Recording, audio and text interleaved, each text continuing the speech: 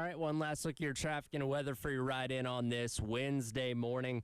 Several accidents to report, one at I-20 eastbound and Monticello Road, another one at I-20 westbound at Clemson Road, and one more at I-77 southbound at Killian Road.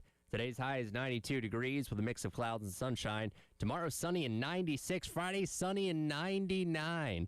Whew, going to be a hot one. Currently 74 in downtown Columbia on your Wednesday here on The Game.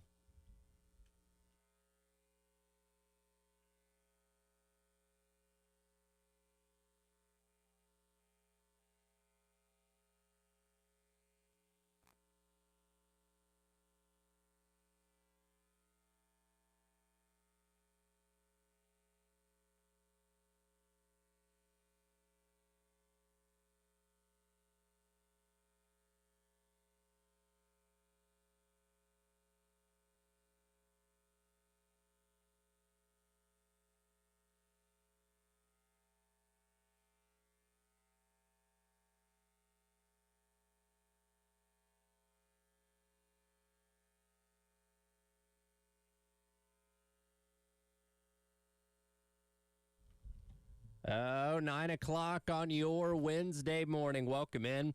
It is the Extra Point. Tyler Head and Jack Veltri along with you here on your Wednesday on The Game. I should say Jack Veltri, maybe the hardest working man in all of Gamecocks media in the past 24 hours. Nah, man, there's people that work harder than me, just as hard. There are so many good people that work in here, especially on my team with what we have over at Gamecock Central. And now with the Big Spur joining forces with us, yesterday was, I don't think I got off my computer till probably like 11 o'clock last night. It was a long day. And it did not help yesterday that Caroline was in town, which is always a good thing. Sure. I always love having her here.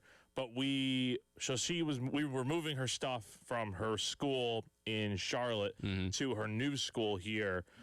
R.H. Fulmer Middle School is where she's going to be working out in West Columbia. So glad she found something. That was the thing yesterday, is that as soon as I got done here, I went over there, we moved her stuff in, and then everything was coming out at that time baseball-wise. So I'm like trying to do multiple things. And then on top of that, we were also going to look at a rental home out in Irma, which we ended up deciding not to get. Okay. But yeah, man, it was I really was not able to settle in and lock in on work until I got back home afterwards. But man, it was a crazy busy day yesterday, and I am just grateful that we have a great collection of writers over with On3 that are doing some great work as we speak. See, I didn't even know the other stuff that you had going on yesterday. The thing. I was just thinking about it from the perspective of the Schnall hire, all the transfers coming in, which we'll talk about coming up here in a minute. That's why I didn't text you last night, because I knew you were kind of up to your eyeballs and everything, and also probably trying to watch the Stanley Cup Finals as well. Oh yeah, I had that on, watching it intently. We'll get into that later, but. Yeah, man, seriously, so I was probably on my computer from the time I got back until probably like 6 o'clock, and I was like, you know what? I need to get off my computer for a few minutes. Let me go work out. Let me go just do something else that does not involve staring at this computer screen, because I'm going to be doing that as soon as I get back. It's healthy to take a break. Yes, took a break and then was right back to work afterwards. And then, of course, the news just kept rolling in with all these guys committing last night, which we kind of had the idea that was going to happen because a lot of them had the do not contact tag.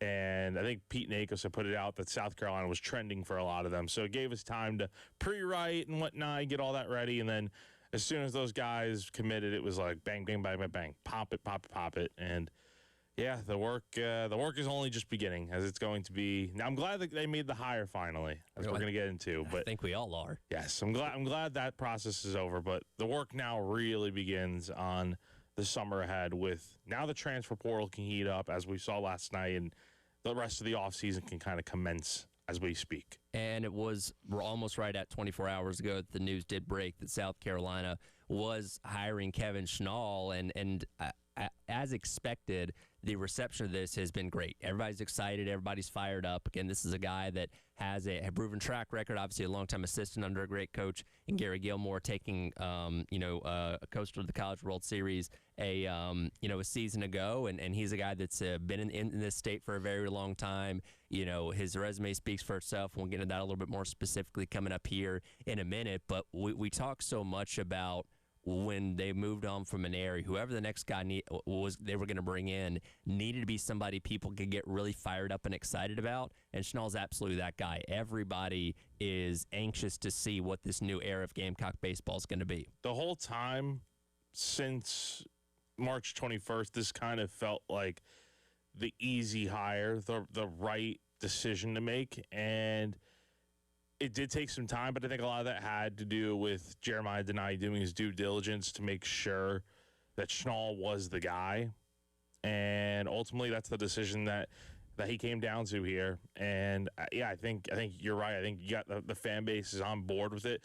I've only seen maybe a few people that don't like it, but I think maybe that may be people that are Gamecock burners or something that are, actually Coastal fans or something. What's the reason for not liking it? I don't know. I think maybe some people wanted like a Steve Sabins or one of those other potential candidates, which, hey, those guys are good coaches too, obviously. If you had put any of them in this position to be the next head coach, I think it's a good hire for South Carolina. But you get Schnall, who obviously has the in-state ties here, being at Coastal Carolina for so long.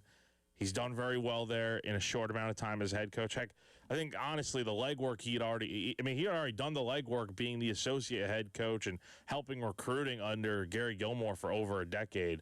So, it's not like he was given it's not like when he became the head coach, he was just given the keys to a perfect car and, it was his job just to keep driving it forward.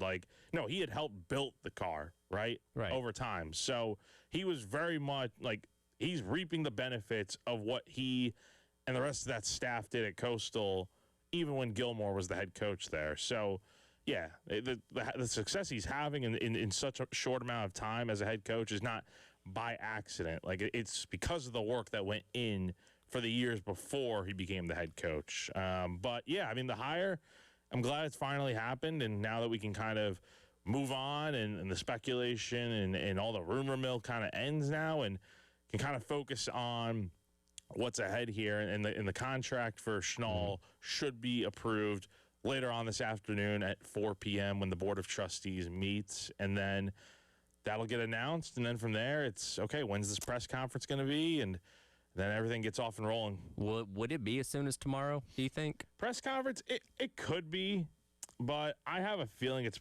probably going to maybe be Friday. Okay. I don't know. I don't know that for sure, so don't take my word for it. Mm-hmm. But I think by the end of the week, I would think we'll have a press conference. Well, yeah. I figured by the end of the week, but I didn't know if that'd be tomorrow, especially considering the fact the Board of Trustees meeting is so late in the day, because they do.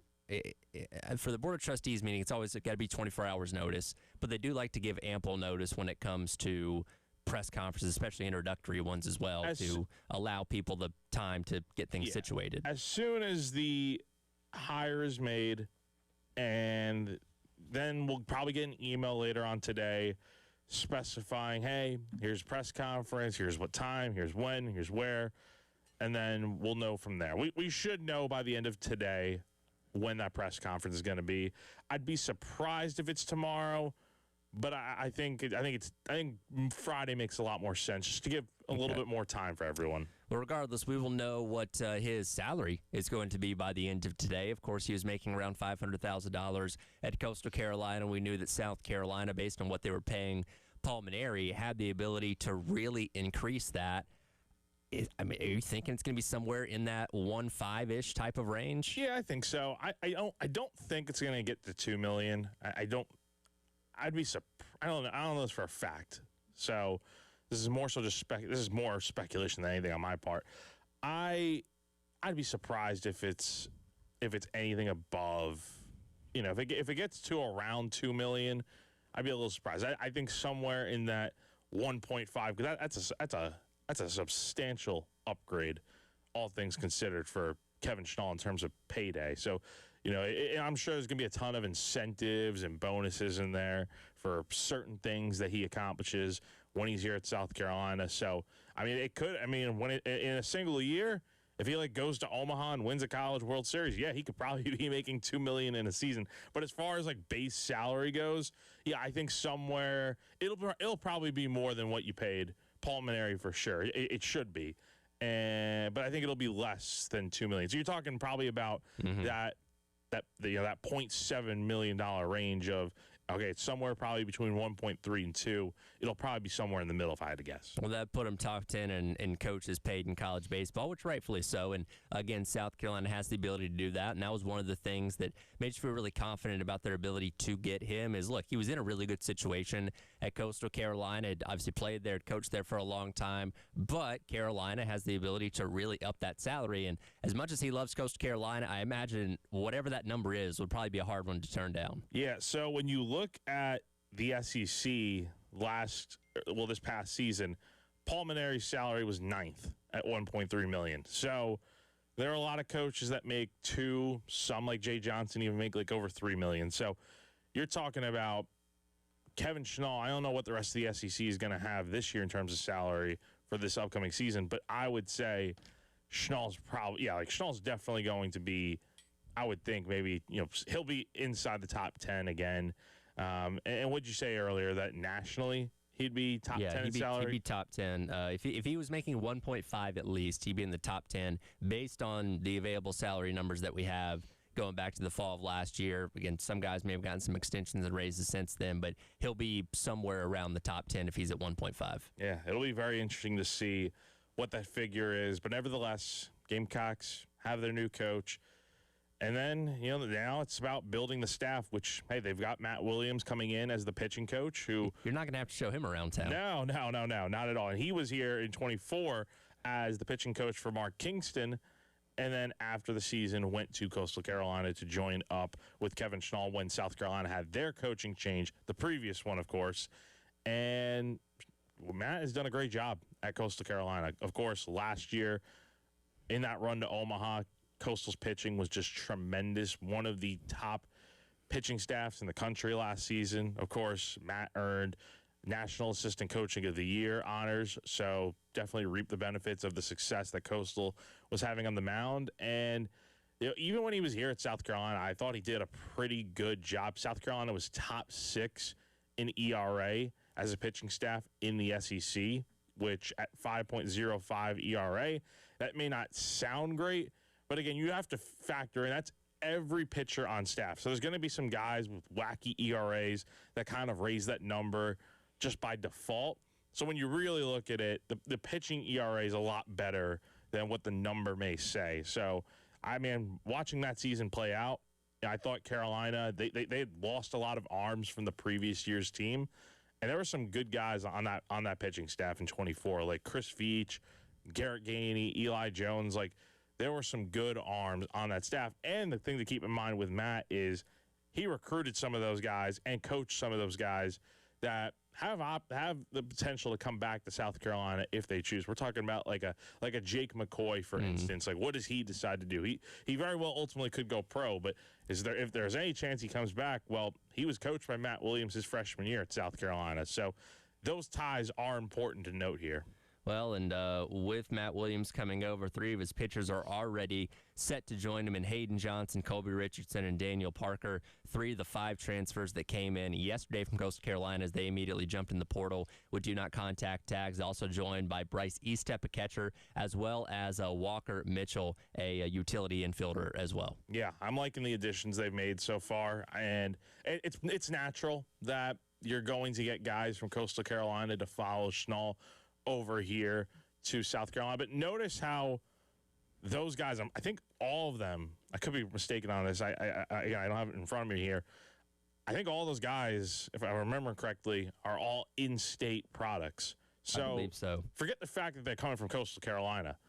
The fact that you're already adding much more SC flavor to this roster with local guys, like Walker Mitchell went to River Bluff. He's a Lexington guy. They've got guys on this team now that are from this state, I'm sure some of them grew up Gamecock fans. You know, Mitchell's dad, played quarterback here in baseball at South Carolina, and I'm sure he grew up a Gamecock fan. So guys like that understand what it's about here, and I think that's going to lend itself very well here in this transition. But I think we're kind of just scratching the surface of seeing Coastal guys follow over here with Schnall. We're going to talk some more college baseball with Ryan McGee coming up at 9:30, not only about the Schnall hire, but also about the College World Series coming up later on this week in Omaha. But coming up next, we're going to dive more into Kevin Schnall, who he is as a personality, and what to expect with him as a head coach as he comes to South Carolina. It is The Extra Point. Tyler Head and Jack Veltri along with you here on your Wednesday on the Game.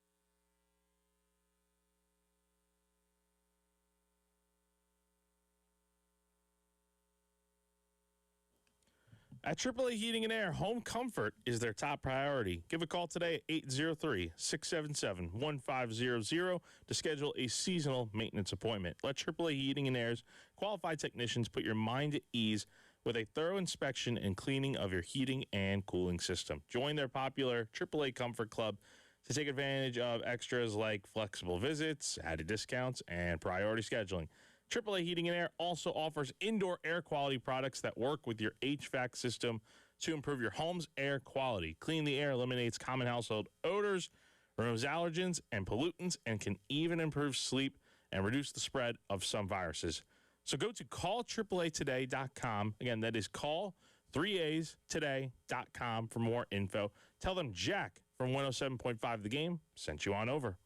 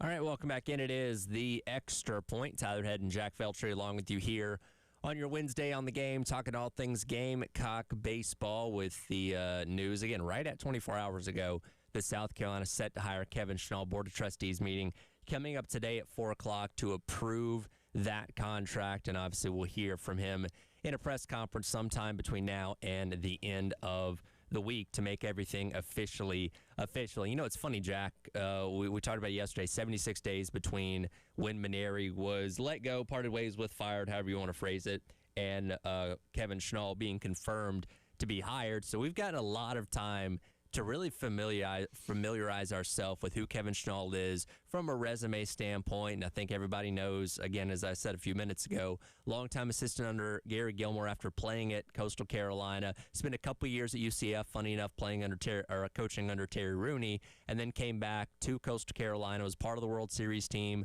a decade ago that won the national championship, and then takes over the reins after Gilmore retires. Takes Coastal Carolina back to the World Series final where they lose to LSU last year, and obviously back to the postseason this year where they, of course, got bounced by Florida State, a week and a half ago. But still, a very impressive resume, and one that, as I mentioned a moment ago, gets people rightfully excited for this new era of Gamecock baseball. Yeah, the resume goes far beyond just the last two seasons. The last two seasons as a head coach have been very impressive for him. I should say first two seasons as a head coach, because that's his only head coaching experience to date. And it's very impressive. I mean, 56-13 in year one, obviously College World Series runner-up. And then this year, Coastal's a bit more banged up with injuries throughout the year. They still make it to a regional, win 37 games. So, I would say the first year was obviously great. The second year was good, but not great. But it goes beyond that, because obviously he helped build Coastal into what it is now. Yeah, absolutely. And again, the resume certainly speaks for itself. But I'll tell you one thing that really excites me in reading and learning more about Kevin Schnall over these past couple months is Schnall ball, right? They are a team that is really good at playing small ball on offense. And this is from an article on the state newspaper that Chappell Fowler wrote a while back. But Coastal, they did strike out third most of any team in the Sun Belt, but they led the conference in sacrifice bunts, hit by pitches, while finishing among the top three in walks and stolen bases. And you know what that is, Jack? That's an identity on offense, something that this program has lacked for the last 2 years. So when Kevin Schnall takes over, when we go into the 2027 season, you know what to expect when this team goes up to the plate, when this team is on the base path, bats, you know what their objective is going to be, and I love that. No, absolutely. And I think the question everyone has about that is, some people want to see something different. Of course, the strikeout home run mentality. A lot of the SEC hits for power, but we've seen South Carolina hit for some power over the years. Not maybe not necessarily the last 2 years, but right. Like let's say 23 and 24, for instance, when they hit over 100 home runs each season. But guess what? They also struck out a ton. And where did that get them? Well, at best, they got to a super regional, and honestly, probably should have gotten to Omaha with, if their pitching didn't have injuries. But that's a topic for another day. Point is, maybe a change in philosophy is for the better, right? Something that is vastly different than what we've seen South Carolina do before. Of course, they'll still hit some home runs, obviously, next season. But, yeah, I think a small ball approach could work. And I think a good example, I think the comparison everyone draws to is look at what Kentucky's done under Nick Mingione. They are a team that does not hit for power. They play to their strengths, which is speed and going base to base, moving runners over, scoring runs, doing what they have to do to get those guys in. Coastal was very good at swiping bags this year, as well as leading, one of the top teams in the country in terms of sacrifice bunts. So it'll be interesting to see what that looks like here at South Carolina. Of course, who are they going to hire as their hitting coach, I think also matters to some degree, but ultimately I think it'll be Schnall's philosophy that is the way at the end of the day. And what players do they bring in besides the ones from Coastal Carolina, and which ones return to South Carolina that were on this year's team that are going to be a part of that offensive philosophy will be very interesting to watch. Well, and even if they were a team that hit for a ton of power and were mashing home runs left and right, and that's what he brought over here, at least you'd know what it is, right? Because the past 2 years, Paul Maneri and Monty Lee could talk about what they thought the offense was going to be, but then you go out there and you just don't see anything consistent enough to know what the true identity of the team was supposed to be. Where with Schnall, you know what it's going to be. You know what to expect. It's going to be small ball or Schnall ball, as I like to call it out there in Coastal, and you can go into every game with an anticipation of what you're probably going to see on a game-in, game-out basis. I listened to the interview that Elijah did with Wells Sykes, who was a former player for Kevin Schnall a season ago on that team that made the College World Series final, and he talked about, Schnall basically said, we're going to go into every game trying to score 7 runs because we feel like our pitching staff is good enough to hold the opponent under that, and we can win every game if we do that. Now, again, it's not going to happen every single time, but that is a philosophy and a mindset you can go into every game saying, hey, here's our objective, here's how many runs we need to score, because we have faith in our pitching staff. They're not going to allow the opponent to score more than that, and that's how we're going to be successful. Like, you just need some balance out there, right? You need the offense to do more next season, but you also need the pitching to do what it needs to do, and I don't think there's many better than Matt Williams out there, and I think if you can bring certain guys back on this pitching staff, along with the arms that you have already started to bring in, you could have a pretty good pitching staff next year. Offensively, I'm looking forward to seeing how that all shakes out. Of course, you've already got some guys in here like Estep and Mitchell joining the team next year, but what guys are you going to bring back that could contribute to that offense will be also interesting to see. The other thing about Schnall, just beyond his philosophy and the wins and losses and whatnot, I think something that South Carolina is missing is a little bit of fire and passion. I think we're going to get that here with Schnall. Yeah. I don't know a ton about him because I've never talked to him personally, but I am very intrigued to hear from him in the press conference and getting to cover him over however many seasons he's here at South Carolina. I'm looking forward to seeing a complete different change in personality. Somebody like, I think Monty was much more energetic when he took over as the interim after Maneri, which I don't think that's very hard to do. But I think something like that dialed up a little bit more is what South Carolina needs, and I think that's what you're going to get here with Schnall. Yeah, here's a little snippet, by the way, of how fiery he can be. This was just the other week, calling out the mismanagement of the weather delay down in Tallahassee. We talk a lot about student-athlete wellness. We were eating dinner at 3 in the morning. We showed up here at 11:30, right? Again, this is part of hosting a regional. That's the value of hosting a regional. Well, you go in a rain delay, if you're the home team, you shower, you clean your uniform. Can you imagine the way our guys felt in that uniform? Wet, sweaty.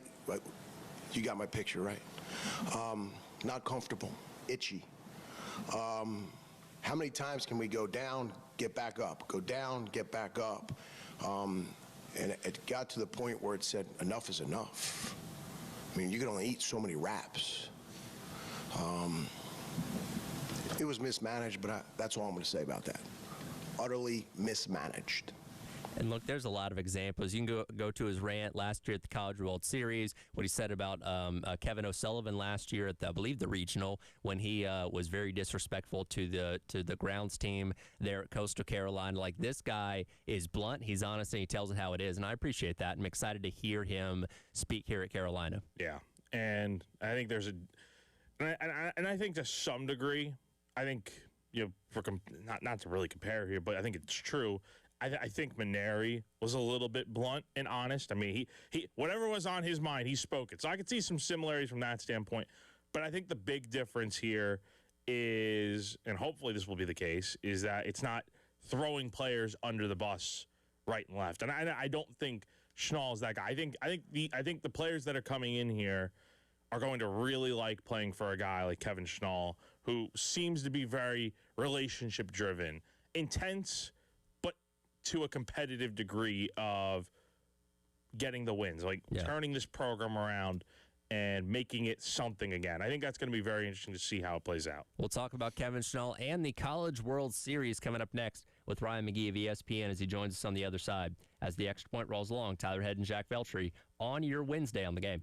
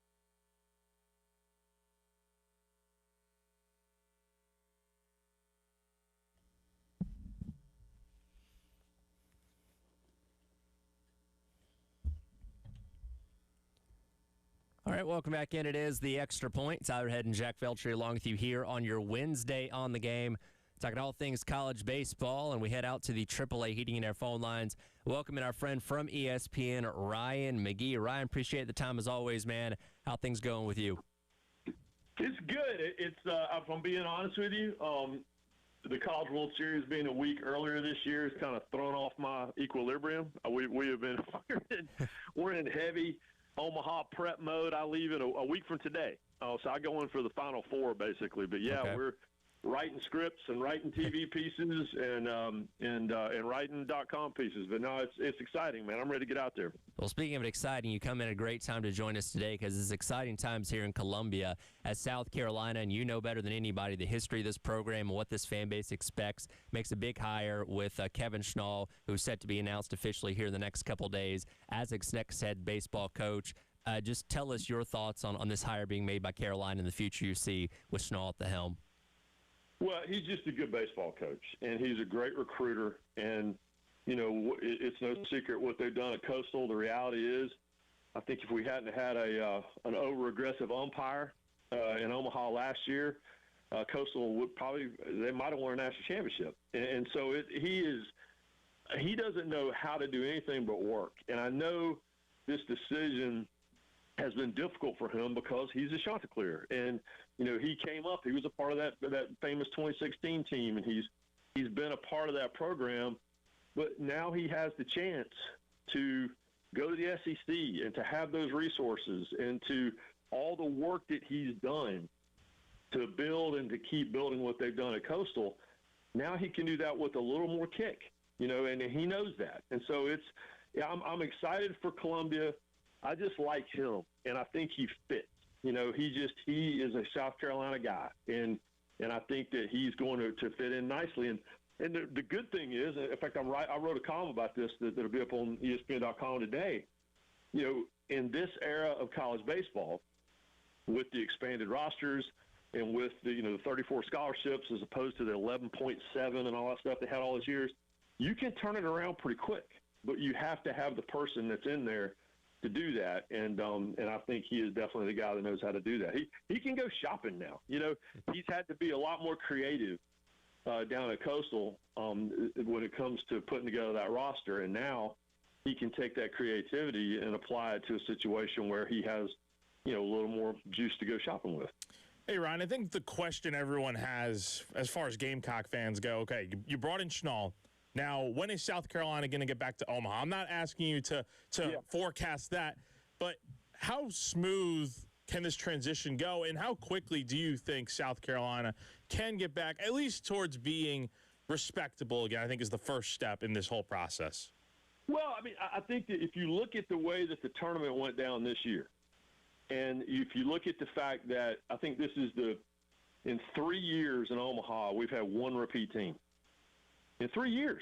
North Carolina is the only team that's been there 3 years. Other than that, I'm not good at math. What's that, 24 teams? 23 of 24 teams have only been in the last 3 years.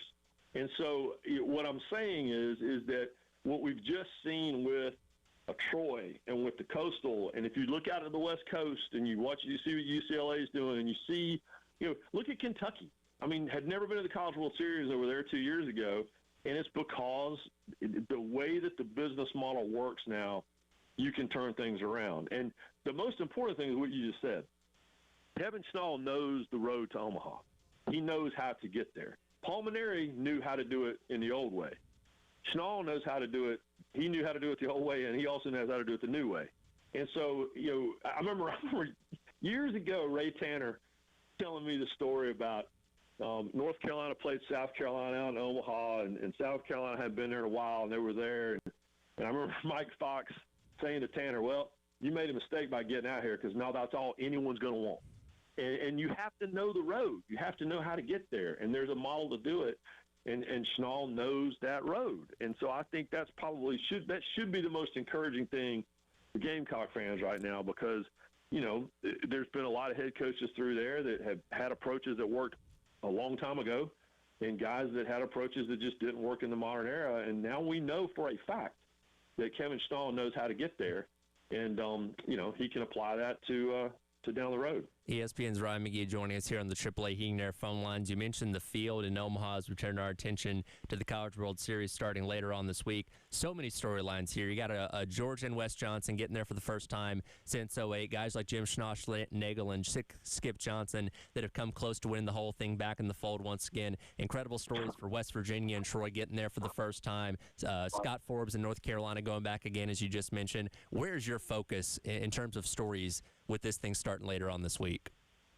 Well, I'm a sucker for the programs that have never been there, because it's like I was just saying, once you get there, I mean, it's a fix, man. And I say that as a fan, I say that as a media member, and certainly as a competitor and a coach. Once you get a taste of it, your whole drive is to get back there again, and that's what I love about when you see a Troy with this great young coach who played in the College World Series with kind of an underdog Louisville team years ago, and now he has this underdog Troy team that I think could make some noise. And that crowd at West Virginia, I mean, all due respect to Mississippi State and Ole Miss and some of the LSU, some of these legendary venues, that crowd at West Virginia never seen anything like that. And so I'm excited for them to get there. I'm kind of bummed that they have to play in the first round. Like, I'm bummed. I wish they were on different sides of the bracket. We're going to already have one of our underdog teams, have a loss before we even barely get out of lunch on Friday. So I wish it was laid out a little different. But yeah, it's that. And there's kind of a revenge tour. North Carolina had its heart ripped out in back-to-back years by Oregon State. And North Carolina has this really storied baseball history, but they've never won it all. Oklahoma has won it twice, but the last time was like 1994. In Georgia, I was in the building in Athens just a few weeks ago, and all these young guys on the team were asking me about what it was like, because I covered the series in '08. That's when I wrote my book, when they should have beaten Fresno State, had them beat twice, and ended up losing in one of the great underdog upsets of all time. They haven't been back since. It was 2008, and so it's kind of a revenge. Alabama has finished as a runner-up in this thing twice, and still haven't celebrated a title. So and you're right with Schlossnagel, there's so much unfinished business that is pretty unusual. And even Texas has won 6 times the College World Series, which is, I think, second all-time or third all-time, behind only USC and LSU. They've played more College World Series games than anyone else, and it's not even close. But they haven't won it since 2005. I mean, boy, that's a long time ago. And so there's just a lot of unfinished business that all of these programs and all these coaches want to take care of. And so, yeah, storylines abound. Got about another 2 minutes here with Ryan McGee from ESPN. 5 SEC teams in the field. You just mentioned a handful of them right there. How much pressure is on the SEC to win the College World Series here, in your opinion? Well, the good news is the Big Ten's not there, so they don't have to worry about that. True. I covered the college football playoff, and I watched the Big Ten win the national championship. I was at the Final Four, and I watched the Big Ten win the national championship. When I was standing on the court for all the post-game stuff, when watching Michigan celebrate, and I was sitting there thinking, man, UCLA is really good, and I'm sitting there thinking, USC is really good. Oregon's pretty good. The Big Ten has a chance to win all 3 championships in 1 year, which has not happened a lot when it comes to men's athletics. But, yeah, there's pressure because it's kind of what they're hanging their hat on now, because they've taken a PR hit, fair or unfair, about having, the audacity to not win a national championship in a few years and, not winning a basketball championship this year. This is the last one left. And so go off in the summer before we all get ready for media days, on a winning note. And but yes, people in Birmingham will tell you they don't think about these things, but I can tell you beyond any shadow of a doubt, they think about it all the time. Last 30 seconds here. You mentioned getting to be at all those great championship events. Is Omaha the most fun one to cover? Oh yeah, that's my favorite. I mean, and I make I never apologize for that. I was at the Indy 500 a few weeks ago, and I'm at the College World Series, and those are my 2 favorite events because they're so ingrained in the identity of the city and the citizens. It's just you can't imagine Omaha without the College World Series, and you can't imagine the College World Series without Omaha. And so yeah, no, it's the best. And now the new ballpark, I'm putting that in air quotes. The new ballpark that's been there for 15 years, that neighborhood's grown in now, and it kind of starting to feel like Rosenblatt, places to go and right. a lot of partying going on. So it's going to be nuts. Real quick, I went to my first Indy 500 this year myself. I can attest. Phenomenal environment. I hope I can get to Omaha one day and check it out myself. Come on. Well, I'm out there every year. So I always tell you, I give everybody my Rosenblatt tour. This is the parking lot where Rosenblatt used to be, and y'all come see me. I'll show you where Jackie Bradley Jr. ran down the baseline. We still got a couple chairs here from that stadium. Well, the best. Yeah. I mean, I have one in my basement, and it's but I do. I have the Ryan McGee Get in My Rental Car tour every year. We'll have to take that one day, Jack. People will go take them there. So come on. Caroline makes it Omaha next year. We're taking that tour with Ryan McGee. Go ahead and book it now. Oh yeah. All right, Ryan. We appreciate it, man. Have fun in Omaha. All right, guys. Appreciate it. Ryan McGee, ESPN. We'll wrap up the hour up next here on your Wednesday on the Game.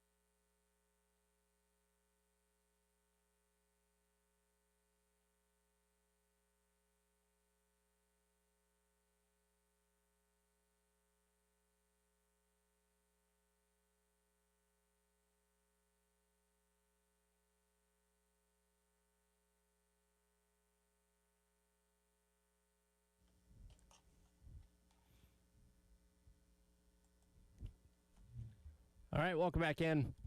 Extra Point, Tyler Head, Jack Veltry, wrapping up hour number 1 on your Wednesday on the game. Again, appreciate our guy Ryan McGee as always joining us on the AAA Heating and Air phone lines.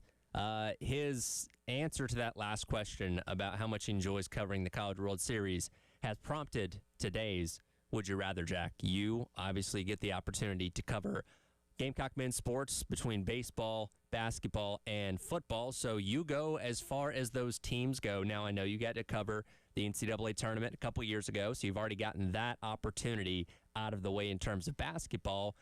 But would you rather cover an NCAA tournament, a college football playoff run, or an Omaha trip for Gamecock sports? Much like the answer Ryan just gave, who appreciate him joining us, the answer for me is pretty simple, and I think it's far and away going to be Omaha. I am craving getting a chance to go out to Omaha and just experience what it's like. I can't tell you the amount of times I hear from guys that got to go cover Omaha during the glory years of this baseball program back in 10, 11, and 12, and how much fun it is out there. I mean, that's an experience that I would live to regret it if there's a day where I'm no longer at Gamecock Central and then South Carolina goes to Omaha directly afterwards and I'm not there to experience and cover it, then I'm going to I can't live with myself if that's the case. I would love to get out there, and I don't want to go as a fan. I want to go by covering this event and being there. I don't want to have to pay for a ticket to go. I want to be able to cover this and experience it through that lens. So I'm hoping as long as I don't plan on going anywhere, as long as I'm here for years to come, I hope to God I get to experience the College World Series once in my life. Well, and I think with getting there through the means of media, you have to go through the grind with the team as well. You're there every single game. You're traveling all over the Southeast and all over the country following them and writing stories and doing interviews and being able to be rewarded by covering a team with going on that trip. I want that for you as well. Like, I want all of us, if they go to Omaha like next year, to be able to go. Now, the logistics of doing that for a radio station are obviously a little bit different, but I want us all to get to experience that because I think Ryan McGee said it well. And again, he's a guy that's as well traveled as anyone. It's so embraced there. And again, I had the experience of going to the Indy 500 a couple weeks ago where the entire city, the entire state of Indiana is all about the Indy 500 during the month of May. And it sounds like it's the same thing with Nebraska in Omaha. Totally. Like, I've been to Hoover a few times, and that's apparently like the closest thing to Omaha, but it's not Omaha. Like, getting to experience that would be so cool. And you talked about the reward of it all, because you're right. Like, some folks will cover the baseball when it gets to May and June. They'll follow along when the season's almost over. But, guys like us, like covering this thing from January, honestly, all the way back to fall ball, like, it's nonstop coverage of this baseball program. So, yeah, that would feel very rewarding to go through all the travel. 'Cause it's a lot, man. It's a lot of coverage. It's the longest sport in terms of season length. I mean, football obviously goes on a couple of months. You include spring ball. Basketball takes up a couple of months. But baseball, man, I mean, it's from basically September all the way till potentially June. I mean, it takes up a large portion of the year. And that's not even including the transfer portal cycle. And now you're going through a coaching hire as well during the summer. So, in a way, it's kind of year-round with a lot of the coverage. So, getting to go to Omaha, it would feel very rewarding after what has already been a very long season in a lot of ways. Well, South Carolina's got a guy that they've hired as head coach that's already been there, and as McGee said, hey, if he's not getting run by a over-anxious official or an over-anxious umpire in last year's World Series, who knows what ends up happening there. But look, and placing the expectation of going there in year number one, a little bit lofty, sure, but it wouldn't surprise anybody if they did that, right? Because, again, Schnall's the coach that you expect to turn this program around, and hopefully within due time, we are talking about them finally making that trip back for the first time in a decade and a half. Totally. I don't think it's fair to expect it in year one. I don't think that level of expectation should be placed upon Schnall. Obviously, that's going to be the team's goal to get there, and that should be the fans' goal to some extent. But you got to keep it in perspective, man. This program's coming off the two worst seasons in program history. You're going to have to rebuild this thing for at least a year. And then when you get to 2028 and beyond, then we could start talking about, okay, what are the expectations for this program? And is it just beyond getting to the postseason? Because I think by the end of the decade, we should be talking about South Carolina being back to where they belong as one of the more prominent teams in college baseball. Certainly hope so. Again, it's exciting time. Board of Trustees meeting today at 4 o'clock to officially approve the contracts, and we'll be able to talk about the numbers and the salary coming up tomorrow. We'll dive into some football coming up next in hour number 2. 87 days until kickoff. What's number 87 mean? We'll tell you next here in the Extra Point on the Game.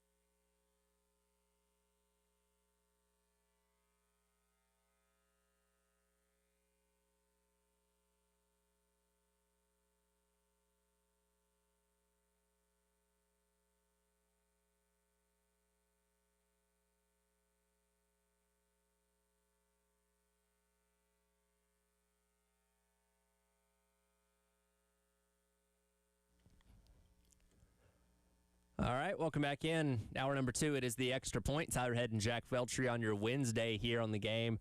Jack, also feel free to let us know if any more portal ads come in while we're doing the show, because I couldn't keep up last night with all the guys from Coastal committing to South Carolina in just one rush. We went from having a team of 7 guys, and Connor Tricoli did also enter the transfer portal yesterday. So another departure from this past year's team. And Eric Parker. So you went down to 7 or 8, and now we're up to 13 or 14? Yeah, well, again, the way I look at it is the guys that haven't announced anything yet, just haven't made decisions on what they're doing yet next season. So technically they're still part of the team, but the way I look at it is, man, this team's going to be starting from scratch. So right now, the way I look at it is you've got, 5 guys committed for, this current team. Then you add in I think maybe it's maybe 6 guys that are committed from high school and JUCO for 2026. And from my understanding, Schnall has already started reaching out and calling those guys just to see if they're still locked in. So we'll see how many guys it ends up being. But, yeah, this roster, man, it's going to look different next year. And I think we're only scratching the surface of seeing how many guys are going to be new on this team for 2027. Well, and Kevin Schnall, and, this isn't a shot at Coastal Carolina, but it's not a surprising thing to say that they probably don't, resource-wise, have what Carolina has in terms of the ability to be able to spend in the transfer portal, right? So he's going to have probably more than he's ever had to be able to spend out there to build a roster. So I think we're all excited to see what he can do with that. No, totally. It's going to be very interesting to see how this transition goes. And I think the transition will be a bit smoother knowing he's got some of his guys on the team that he recruited coming out of high school that he has seen grow and develop. You're bringing in a guy like a Hayden Johnson. That's a guy to me that, when healthy, and if you get him here on campus, ultimately he's draft eligible for this summer's MLB draft. So we'll see what happens with him and if he makes it to campus. But that's a guy that I think people view as that's a weekend starter for you right there. I mean, when healthy, because he missed the entire 26 season due to injury. But the year before that, look at his strikeout to walk numbers. The guy was very good in Coastal's run to Omaha. And you bring in some other key guys like a Walker Mitchell that is a guy that doesn't hit for much power, but I think he plays the brand of baseball that Schnall, identifies with the Schnall ball style of play. So I'm looking forward to seeing how these guys pan out, and I think that transition with bringing these Coastal guys in is going to help out a lot. We'll get to our 87 days until kickoff number here in just a second, but Tim from Charlotte weighs in on the Firehouse Subs text line. It says, had a friend in Omaha for work last year, so a group of us went out to visit during the College World Series. Obviously, yes, he wasn't there, but had an awesome time, and can only imagine how much better that would make it. Oh, yeah, even if just being a fan in general, to be there to experience it just for the tournament itself, got to be awesome. But, yeah, when your team is there, and I know Wes has told the story of being out there for the World Series runs, back in the early 2010s, that's got to be a one-of-one experience that I hope, again, all of us get to experience here in the next handful of years. And here's the other way to look at it. The College World Series is a 2-week run potentially at most. With the national championship for football, I mean, you're out there for maybe a few days, maybe a little bit longer than that. I don't know how it works because I haven't covered a national championship in football yet. There's a couple days. Yeah, there's a lead up. It's probably not much different than going to a bowl game in terms of how long you're there. You're probably there for mainly a week. And also, I mean, I guess the other way to look at it is you are covering the team through the college football playoff run. So you're potentially going to different cities throughout the entire month of December into January. And then with basketball at the Final Four and whatnot, it is a pretty cool spectacle to be out there in one of those big-time arenas. Again, that's something I have not covered, but I have covered the NCAA tournament before with basketball. But there is something to be said, I think, just about that Omaha experience, getting to go to Rocco's and with the Jello shots and whatnot, and just all the sights and sounds, the history. There's so much history in that part of Omaha that I think would be very interesting to go explore. And I think you used the right word there, experience, because, right, the College Football Playoff National Championship is one game. The Final Four, it's 2 games if you play for the national championship, but it's kind of over and done very quickly, where if you last all the way through the College World Series final, you're there for over a week. You can really ingrain yourself into what's going on with Omaha, experience everything, get to see multiple games, you get to experience different teams and different fan bases. Like, it is truly something unique, not just in college sports, but in all of sports.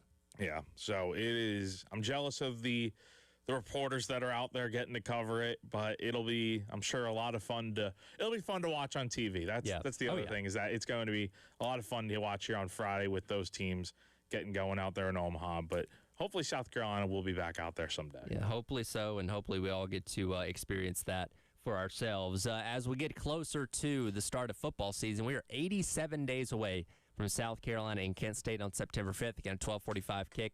Going to be nice and hot that day. We can only imagine. And the number 87 brings me to the 1987 season, where Todd Ellis, now the voice of Gamecock football on the radio, threw for 3,208 yards, which is second all-time in a single season in South Carolina history. And I think I already know the answer to this question, but just for the sake of conversation, I'm going to ask it anyway. Do you think Lenore Sellers can throw for 3,000 yards? Let's see. How many did he throw for 2 years ago? He threw for 2,500 2 years ago. 3,000? 3,000. Is that possible? Now, this also counts postseason play. Yeah, it's true. So if you're making a deep run in something, then that adds to those numbers. It's possible. He threw for 2,400 this past season and 2,500 the year before. Yeah, I think 3,000's I think he'll get close or around that number for sure. So it just depends on, A, can he stay healthy? I think that's the main thing. And then, B, how much does this Kendall Briles offense see improvements in the passing game, right? And I think a lot of that, I wonder, though, if he's going to throw for 3,000 yards, how does that impact his rushing ability? Or does it, right? Mm-hmm. If it doesn't affect it at all and he continues to run the football the way we've seen him run the football before, then I think it'll be fine. I think that means he will have the best season of his college career if those rushing numbers aren't impacted at all by him potentially throwing the football more. That would be a real great season there if we're talking about a guy that, could he potentially get closer to 3,500 yards in total, all-purpose with passing and rushing? I think that would be a very, very good season for Lenore Sellers in heading into another draft potential season here. Yeah, I think the total offensive numbers are more of an indication of how good or bad a season is for Lenore Sellers, not specifically the passing numbers. I think a good point of reference, obviously, we talk a lot about KJ Jefferson from his time at Arkansas, who, of course, worked under Kendall Briles, and in his 3 seasons there, which I think Briles was only the offensive coordinator for the first 2, but he threw for right at 2,600 yards and then ran for a roughly 650 yards in both those seasons. And, hey, if Lenore Sellers did that, by the way, Jefferson threw for over 20 touchdowns in each of those seasons. You tell me that Sellers does that this year, I think we're in for a really, really good season. I am interested to see what that dynamic and split between running and throwing the football is, because we think this is a very talented wide receiver room that we've talked about a little bit already.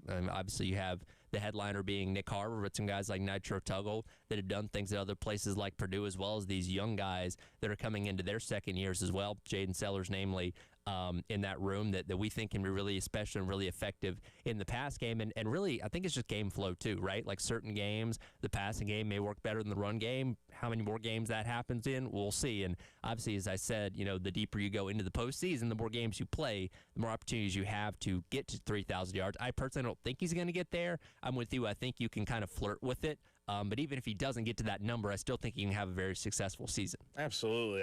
Here's the big thing. If he's going to be able to get there, there's got to be more consistency, right? You go back to his numbers last year. He had 2 games where he threw for over 300 yards. I'm not saying he needs to throw for over 300 yards every single game, but look at some of these other lines he had. Now, I'm not going to include the Vanderbilt game because he got hurt in that game, but let's look at, SC State, for instance, threw for 128 yards. And then there was a stretch of 3 straight games where he threw for 153 yards or less against Kentucky, LSU, and Oklahoma. If he gets those numbers up to 200, 250 plus passing yards, we're talking about a guy that is borderline throwing for 3,000 yards in a season. So that's really what it takes, man, is he's going to have those games where he throws for over 300 yards. He needs to if he wants to get to that number. But there needs to be more consistency across the board. And I think some of that will have to do with the fact of if those numbers are a little bit lower passing-wise, it probably means he's running a little bit more. Yeah.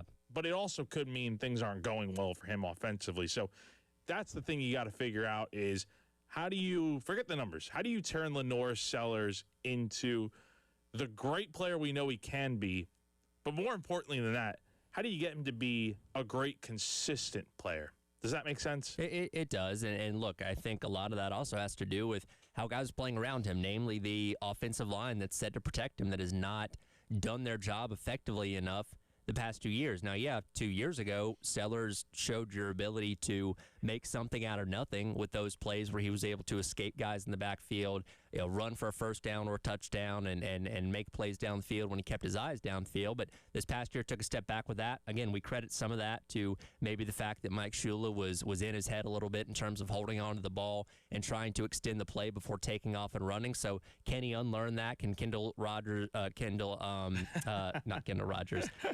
Briles get him back to being comfortable back there and playing like it was a few years ago? Those are the questions that we still have to answer. But you tell me he gets good protection up front and can sit back there and wait to throw the football longer than he's had the past couple of years. I absolutely think he's capable of throwing for, 250, 300 yards on a more consistent basis. Absolutely, especially with that receiver room like you mentioned. Like I think he's got even more weapons to go around this season. And I think those guys that he has in there are more experienced now that they've got for those freshmen. They've got a year under their belts now in the system. Nick Harbor's a senior. Like you brought in Nitro Tuggle, a guy that I think is going to be one of the more underrated receivers in that room that could certainly be a guy that, he had almost 500 yards at Purdue last season. I think he gets over that and then some potentially this year. So you're looking at a perfect situation. If everything goes right, Lenore Sellers is going to have the best season of his college career. Yeah. That's just my opinion. Yeah, and look, as we've talked about so many times, and we'll continue to do, certainly over the course of the next 87 days, you have perhaps your most talented quarterback in program history in terms of what his potential upside is. You got to take advantage of it. Now, again, you've done a good job in making the hire to get the best out of him. We feel like they put good talent around him. Now they got to go out there and make it happen, because the last thing we want to do is be talking about this team come January, February, saying, man, in 3 years of Lenore Sellers' starting quarterback, you were sub 500 in 2 of them. You know what I mean? And yeah, the run in 24 was great, but the 2 years after that weren't worth anything, and you never know how long it's going to be until you have that type of talent at quarterback again. Yeah, so we will see where he goes, but I think he's set up very well to be successful here moving forward. Yep, so again, 87 days away until South Carolina takes on Kent State. We'll do 86 days coming up tomorrow. We'll stick with college football on the other side. What's the latest in the Brendan Sorsby situation? We'll tell you about that coming up next. It is The Extra Point. Tyler Head and Jack Feltry on your Wednesday on the Game.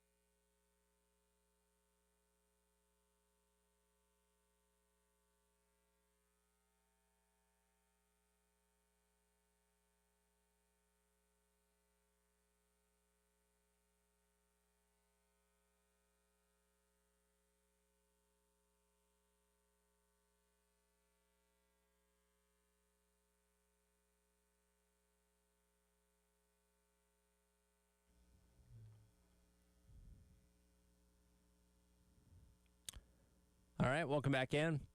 It is the Extra Point. Tyler Head and Jack Felcher with you here on your Wednesday on the Game. You know, we've had a pretty good record with breaking news this week, Jack.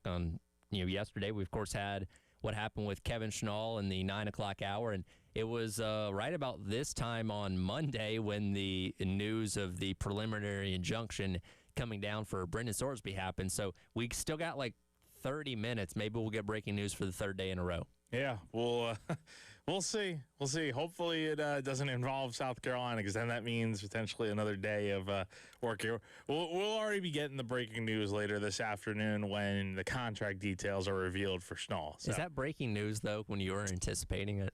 I mean, depending on how much he gets paid, we'll see. I mean, yeah. hopefully nothing too crazy happens, though, today. I think we've gotten enough crazy news with yesterday and everything. Well, the crazy news of what happened with Brendan Sorsby on Monday continues to send ripple effects through the world of college football. Wes and Chris and I talked about it with John Bryce yesterday on the Gamecock Central Takeover Hour. Like, this is going to be a moment that we talk about for a very, very long time to come, and could kind of serve as that breaking point in a lot of ways for the future of what college sports is going to become. Now, there is the NCAA appealing this. If they can get this appeal done, and they've requested an accelerated appeal before the season starts, there's still a chance that he might not be able to play. I don't know how likely that's going to be, so I'm going to assume he's playing until being told otherwise. And again, this is one of the very few things that seems to have united college football fans outside of the bubble in Lubbock, Texas, that everybody else says this is bad. Yeah, it's not good. I feel like every part of America feels like, as far as college football fans go, this does not, and even analysts too. I mean, I have not seen many people say, if any at all, say that this is a good thing that he's getting cleared. It's definitely not. It shows, A, that the NCAA doesn't have any power or control right now over what's going on, and B, it sets, if he plays this entire season scotch-free, no problem.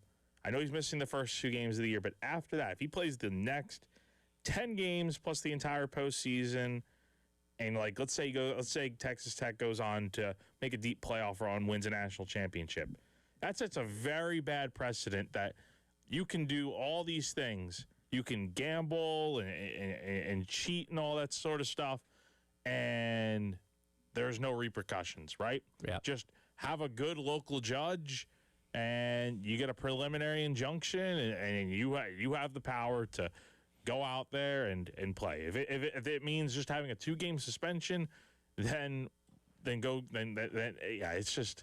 it's a lot, man. Yeah, it's a lot, and it's not a good look at all that this is happening. Yesterday, Brent Yormark, the commissioner of the Big 12, put out a statement, said we had a thoughtful and productive conversation with our ADs today as we continue to work through the broader implications of the situation. Many of our ADs voiced their opinions. We will continue to have open and honest dialogue amongst the group until there is something to report. These conversations will remain within the conference. Brandon Marcello of CBS Sports did reveal, according to him, on that conference call, every Big 12 AD but Texas Tech's Kirby Hocutt believes Sorsby shouldn't play. That was communicated today on the call. There are plenty of ideas to convince Pressure Tech to cut Sorsby loose, but ADs believe it's common sense. He bet on his sport. Tech shouldn't play him, which, again, goes in line with what we talked about yesterday, where literally every other sport, Major League Baseball, NFL, NBA, NHL, you can go down the list, has a very clear cut and dry black and white rule when it comes to gambling, especially on your own sport and your own team, that there's no tolerance for that. And college football, because of lack of enforceability of its rules, because we don't have an entity that can truly govern anything, we're, for the time being, allowing this guy to play. This, though, is where the other ADs, other conferences truly hold power. Because, and we already heard from, Georgia and Nebraska, they're not going to schedule him. If teams refuse to play Texas Tech, if Brendan Sorsby is eligible to play, then Texas Tech is powerless. I don't know if they're going to do that or not, but they do have that ball in their court. But what does that do, right? What does that do? What is stopping, unless all of college football decides, hey, we're not going to schedule Texas Tech? Because if the Big 12 decides they don't want to play Texas Tech, then Texas Tech can just go schedule other teams, right? Well, what other teams are they going to be able to schedule that don't have games already lined up? It's a good point, but I don't know. I mean, I just don't. I mean, I don't know. I mean, what does it do? I mean, what does it do for these teams to not schedule? What point are they trying to make that, like, what they don't want to play against a guy that gambled?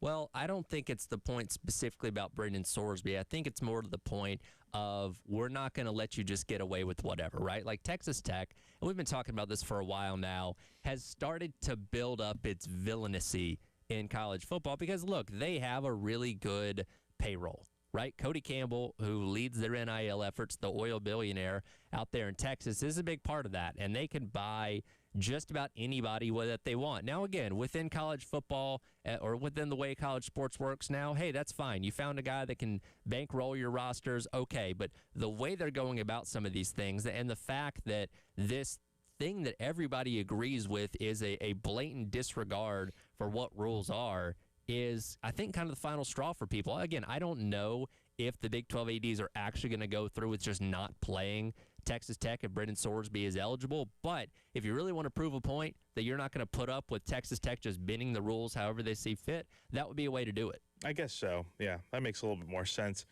I do wonder, though, going back to the NCAA point of all this, like, it kind of feels crazy to me that the earliest they could get an appeal hearing with the court would be after the national championship. Season's over by that point, right? We're talking about February, and for Texas Tech, the season could be over a little bit before that in maybe like early January or December. What would it take for the NCAA to get this thing moved up? I mean, why can't it be – it's June 10th right now. Mm-hmm. Why can't there be an appeal process in a court between now and the start of the season? What is stopping that from happening? Honestly, that question's above my pay grade. I'm just asking in general, man. Yeah, there are more people. There are people that are legal experts that could tell you. Like whenever, all right, somebody commits a murder and their trial is set for like 10 months later, there is a compiling of evidence and all that kind of stuff, getting your cases together. So maybe that has something to do with it. But like court stuff is always a lot further along in the future when it comes to scheduling these kind of things. And again, the NCAA has requested an accelerated appeal. Will they get that or not? I don't know, but I don't know why things take that long. It's just kind of one of those things that it just is what it is, unfortunately. But like, what's even the point of going to court then if this Well, there's not. Yeah, there's 0 point in going to court if this thing's going to be drawn out all the way until February, which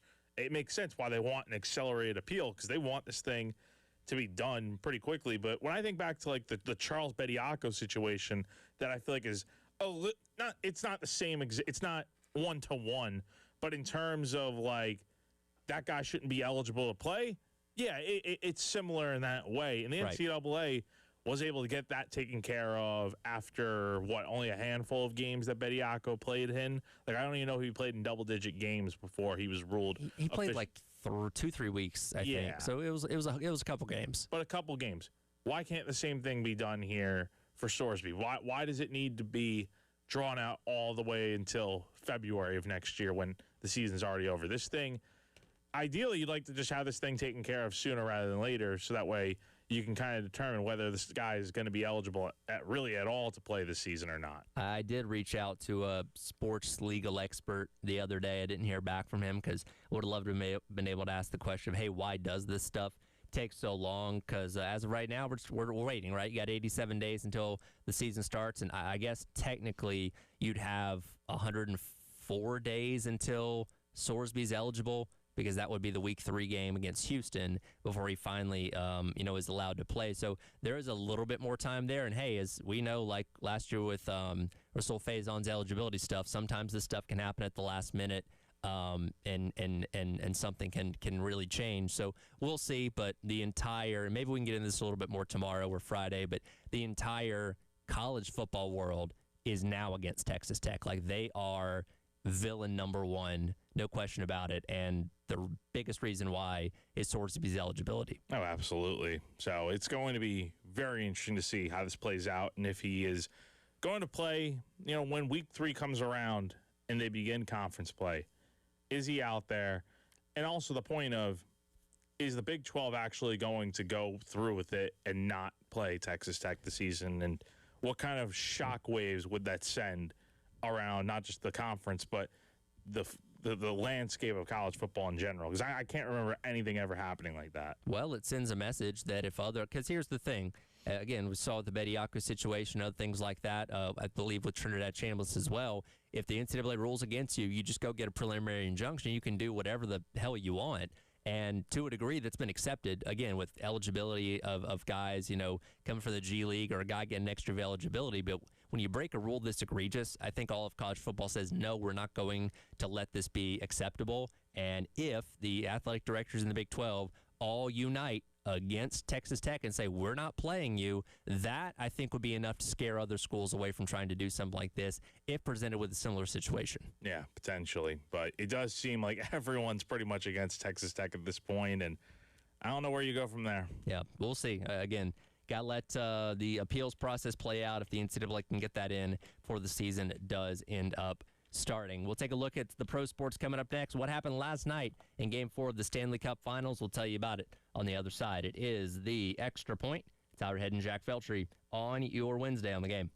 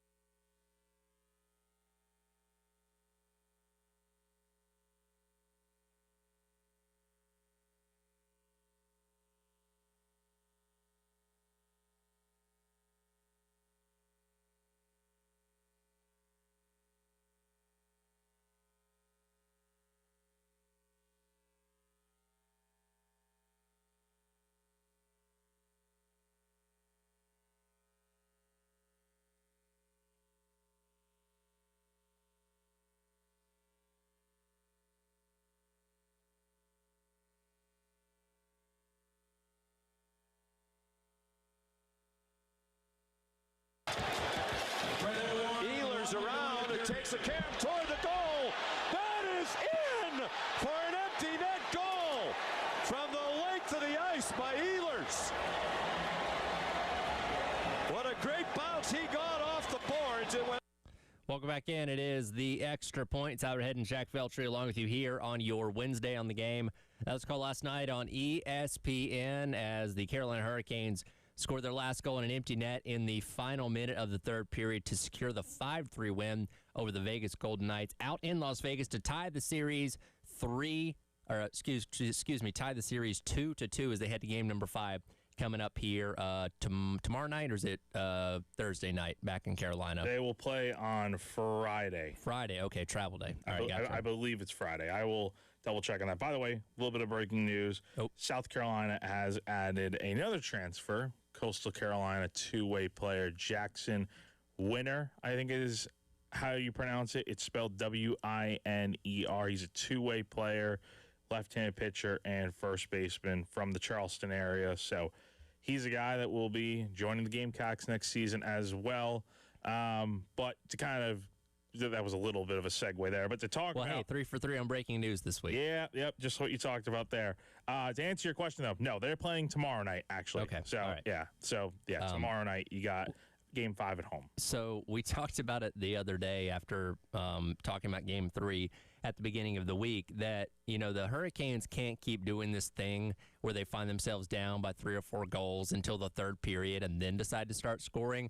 Last night was different. They scored immediately right out of the gate to start the first, scored 3 total goals in the first period, and then just managed that or the rest of the game. Like, yeah, the Knights did tie it up at 2 there in the second period, but then the Hurricanes won period number 3 en route to the victory. Yeah, last night was really good game for the Canes. That was a very gutsy win, I would say. Like, that's one that if you lose that game, I don't think you end up winning the series.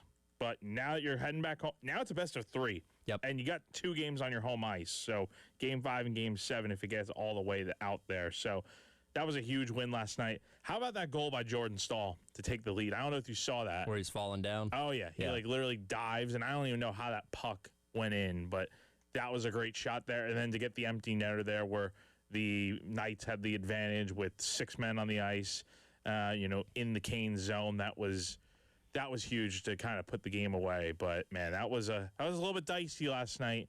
And, yeah, I honestly, that was probably the closest I've watched the game, like any game of this series, like most intently, even though I had my computer in front of me pretty much all game. I never really noticed how quick. Vegas is just a fast-paced, moving team. Like, whenever they're on the power play, the puck is moving around, bang, bang, bang, bang, bang. They're getting shots off right and left, and they're moving so fast up and down the ice to a point where it just makes the Canes look like they're pretty slow. But nevertheless, they got to an early lead, and then Vegas kind of, works their way back into that game.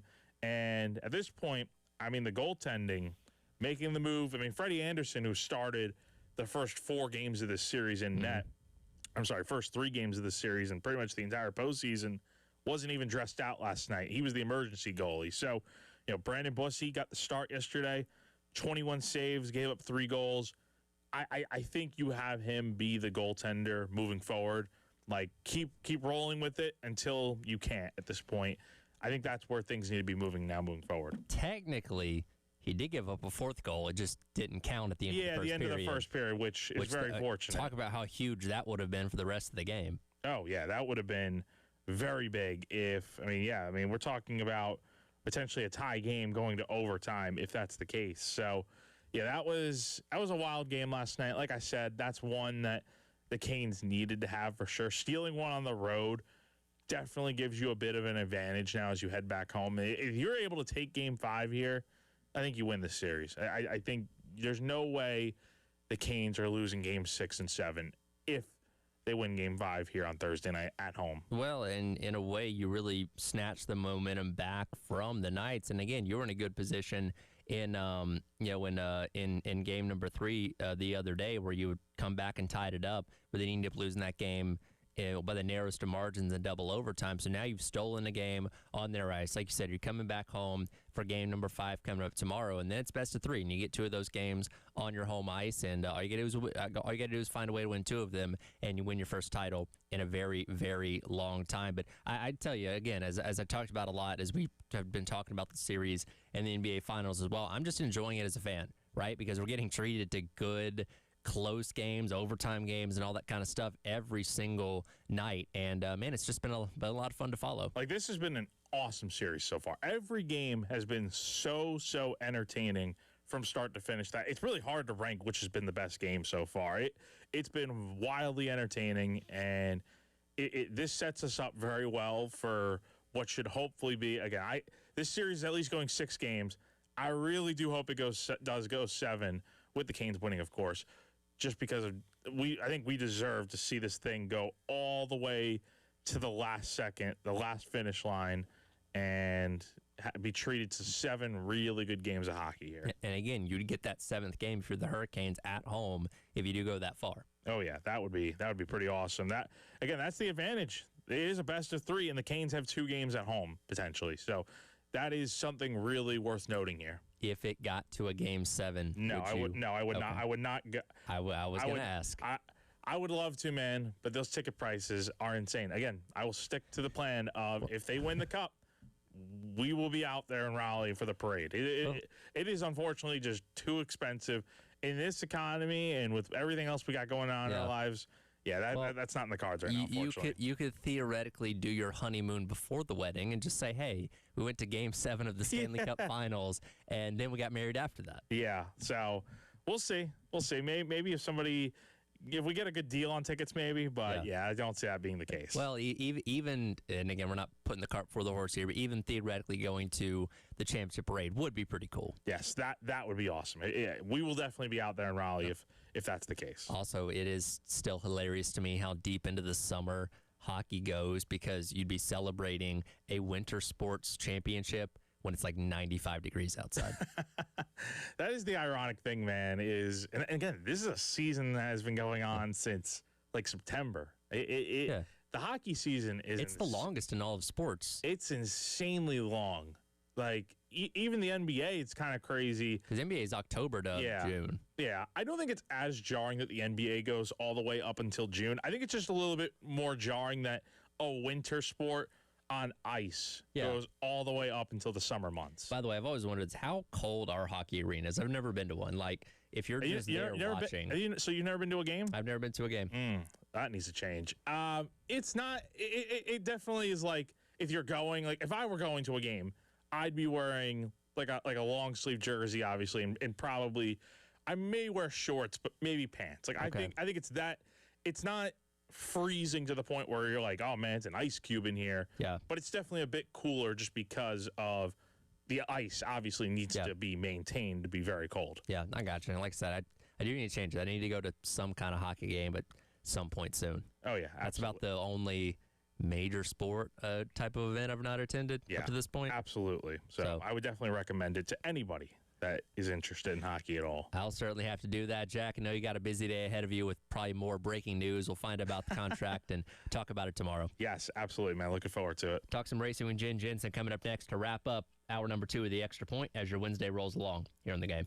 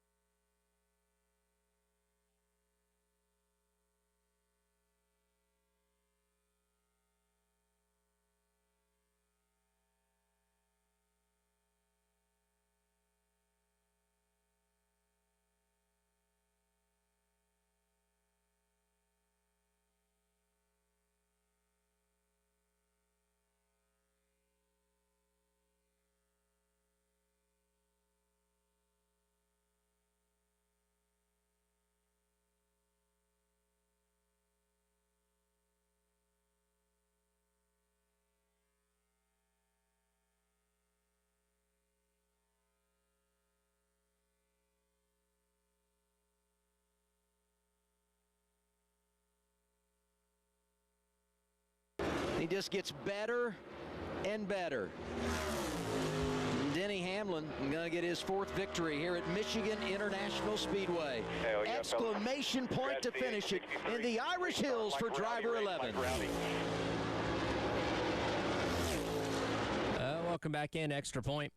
Tyler Head wrapping up hour number 2 here on your Wednesday on the Game. That was Call on Prime on Sunday. As yes, indeed, Denny Hamlin wins again in the NASCAR Cup Series, this time at Michigan after winning at Nashville the prior week. And as Jen Jensen joins me on the AAA Heating and Air phone lines, it feels like he's almost messing with us at this point. He's just going to the back at the front of these races to make it more challenging on himself, but still finding a way to win, and in dominant fashion by winning by over 11 seconds on Sunday.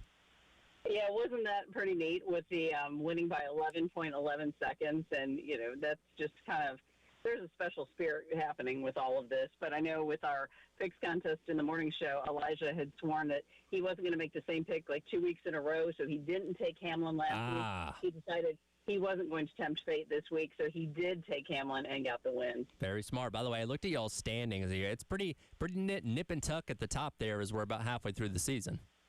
Yeah, it really is. It's kind of fun. I don't get to lead very often, so it's like I think by 1 point I'm ahead. So I'm excited about that. But it is. It's been a really fun season so far for everybody, but especially for our cute little contest. Well, I can tell you, picking Denny Hamlin every single week would probably not be a bad choice for whoever gets first selection. Yeah, I think that's a pretty good mindset to keep. Maybe not on the road courses, but who knows? He's just kind of exceeding expectations all around. Again, he had to fight his way through the field after he started at the rear, despite winning the pole because they made some adjustments after qualifying to the underside of the car after it sustained some damage. But found his way to the front, ends up leading 40 laps and winning again by a little over 11 seconds. And this win was very significant and very special. His 63rd career win, which now ties him for the late Kyle Busch on the all-time win list. And Denny had, after winning last week at Nashville, apparently had put together some stuff with getting the flag made, getting the hats made, and all that kind of stuff, knowing that win was likely coming soon. And it was a very emotional moment after the race as he celebrated with the flag and obviously talked about, the relationship he and Kyle Busch had for so long as teammates when he was at Joe Gibbs Racing. Yeah, it was very well done, very well thought out. And I know fans and family appreciated him doing that. And then on top of that, with Ned Jarrett having passed away, yep. And he was very successful in the number 11 as well. So there were just a lot of things that came together to make it just a really special week. Yeah, absolutely. And again, can't forget that about as well. Again, Ned Jarrett kind of popularized the 11, passing away, I believe, on Thursday or Friday of last week, heading into the weekend. So a double meaning there in terms of what that meant for Denny Hamlin and all that. And, as we talk about Denny and the fact that he just doesn't seem to be slowing down anytime soon, I was talking with my friend after the race on Sunday, and it kind of came to the realization, like, Denny might be the last person for a long time to come that we could realistically see reach 70 wins. Now, if he ends up staying to the end of next year, which he did tease might be the end of his, driving career, 70 wins isn't that far out of reach. No, it really isn't. I mean, considering the number he has this year, it wouldn't take much for him to reach that at all. And what a milestone. And you're right, because Logano, he's been struggling a little bit, and I think he and Kyle Larson are kind of trying to climb their way, but 63 at this point is pretty significant. Yeah, and again, the closest guys behind that, I believe, is Logano with 37, so a long way to go if he ever comes anywhere close to that. So could be a rare thing to see Denny Hamlin if he does end up getting to 70 wins. I want to touch on this as well. It was a very chaotic race at Michigan on Sunday, and that was highlighted by, with about 50 laps to go, the nasty crash with Christopher Bell and Chase Elliott in turn number 4. Look, we've seen a lot of hard hits over the years. That might be one of the hardest in terms of Bell going straight into the wall and then taking a second shot from, Elliott's car kind of ricocheting off of him. Thankfully, Christopher Bell did walk away. He did suffer a wrist injury. He's still good to go this weekend at Pocono. But, we talk a lot about the safety features that NASCAR has been adamant about for so many years. And that was on full display on Sunday, likely saving Christopher Bell's life. Oh, no question. Had this wreck, happened in the, Dale Senior era, no, I think this would have been a catastrophic crash. But you've got that safer barrier that makes such a huge difference. The Hans device, kind of controlling their head and neck and all of that. I think that's absolutely he was very fortunate to come away with just a wrist fracture. That was phenomenal. Yeah, and then look, when NASCAR unveiled the next-gen car in 2022, there was a lot of issues with how stiff it was and the drivers taking a brunt of that impact. And NASCAR's done a lot of good things in terms of fixing that the past couple of years. And, again, if Christopher Bell only has a fractured wrist from an accident like that, I think it's a testament to how far they've come and how good of a job they've done of fixing what the problem was. No, 100%. And when you see the announcers react the way they do, you saw, Chase Elliott go check on him and kind of explain what had happened. You just knew the severity, and you heard some spotters radios. It was a significant impact, and I think we just take it for granted that, okay, they're going to get banged up, they're going to hit a wall. But when it took them, 15 minutes to repair the safer barrier wall, I mean, that just tells you the impact. Did you ever hear the old Ricky Craven quote where he said, one day we're going to realize how stupid we were driving into concrete walls? Yes. And you know what? When you think about it, that was ridiculous. But what other options were there at that point? But yeah, no, in complete insanity, and the fact that there weren't more catastrophic injuries is really amazing. Yeah, thankful that Christopher Bell is okay again, fractured wrist, but is still good to go at Pocono this weekend. That's one of the harder tracks though in terms of like the physical ability on you with the three corners, the shifting, and all that kind of stuff. So he's going to be tested. I'm sure Joe Gibbs will have a standby driver ready if needed, but that's going to be a long Sunday for him with that injury. Yeah, and again, just talks about the toughness. So when Stephen A. Smith says, "Oh, they're not athletes," driving those cars. Yeah, okay, well, this week will definitely prove that, disprove that, I should say. It absolutely will. I won't be here next week, but next week, hopefully, you'll get a chance to at least talk with Terry or somebody about going to the Naval Base out in San Diego for the first time on Father's Day. I'm so excited about that. Yeah, looking forward to that. Should be a lot of fun, and we'll get to recap that when I come back in a couple weeks.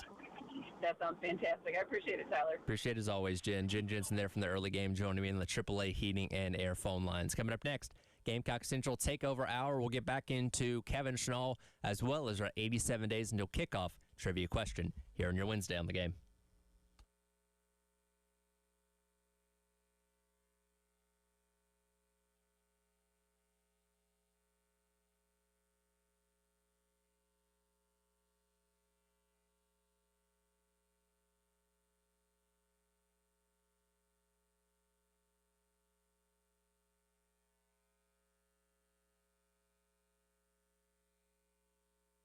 All right, everybody, let's tell you about our friends over at Krentz Cooling, Heating, and Plumbing. Yes, HVAC for residential homeowners as well as business owners around the Midlands, but they can also help you out with all of your plumbing needs now. KrentzCooling.com is where you can go to learn about it all.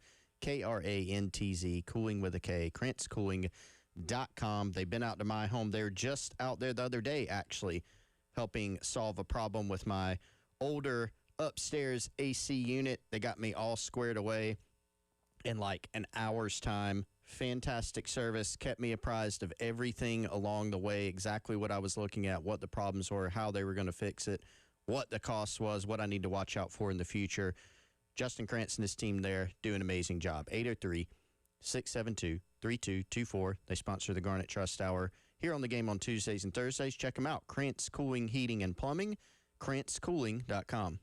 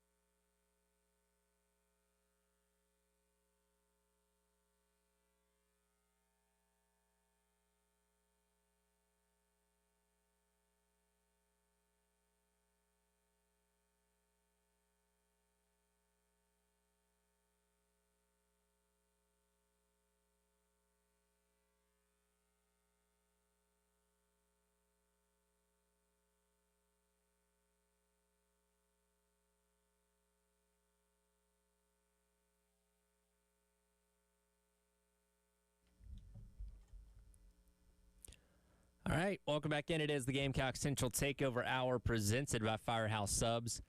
Tyler with Chris along with you on your Wednesday here on the game. Still a little over 24 hours removed from the confirmation of Kevin Schnall being South Carolina's next baseball coach. Today at 4 o'clock, Board of Trustees meeting will approve the contract. We'll find out what he's going to be making annually. And Jack predicted Friday for a press conference, maybe Thursday, but sometime by the end of the week we'll officially hear from him, and he'll be formally introduced as South Carolina's next head coach. Am I the only one that's a little bit sad still, or just like it's kind of one of those things where you're ready for the search to be over, but then you lose the – it was a little bit anticlimactic for me. Like I feel like it was building up, and then – we heard a couple of little things on Monday night, like, hey, this might actually be happening. And then it was like, boom, Tuesday morning, it's done. It's Schnall. But, yeah, obviously we talked about it yesterday, guys. Really strong hire for South Carolina on paper.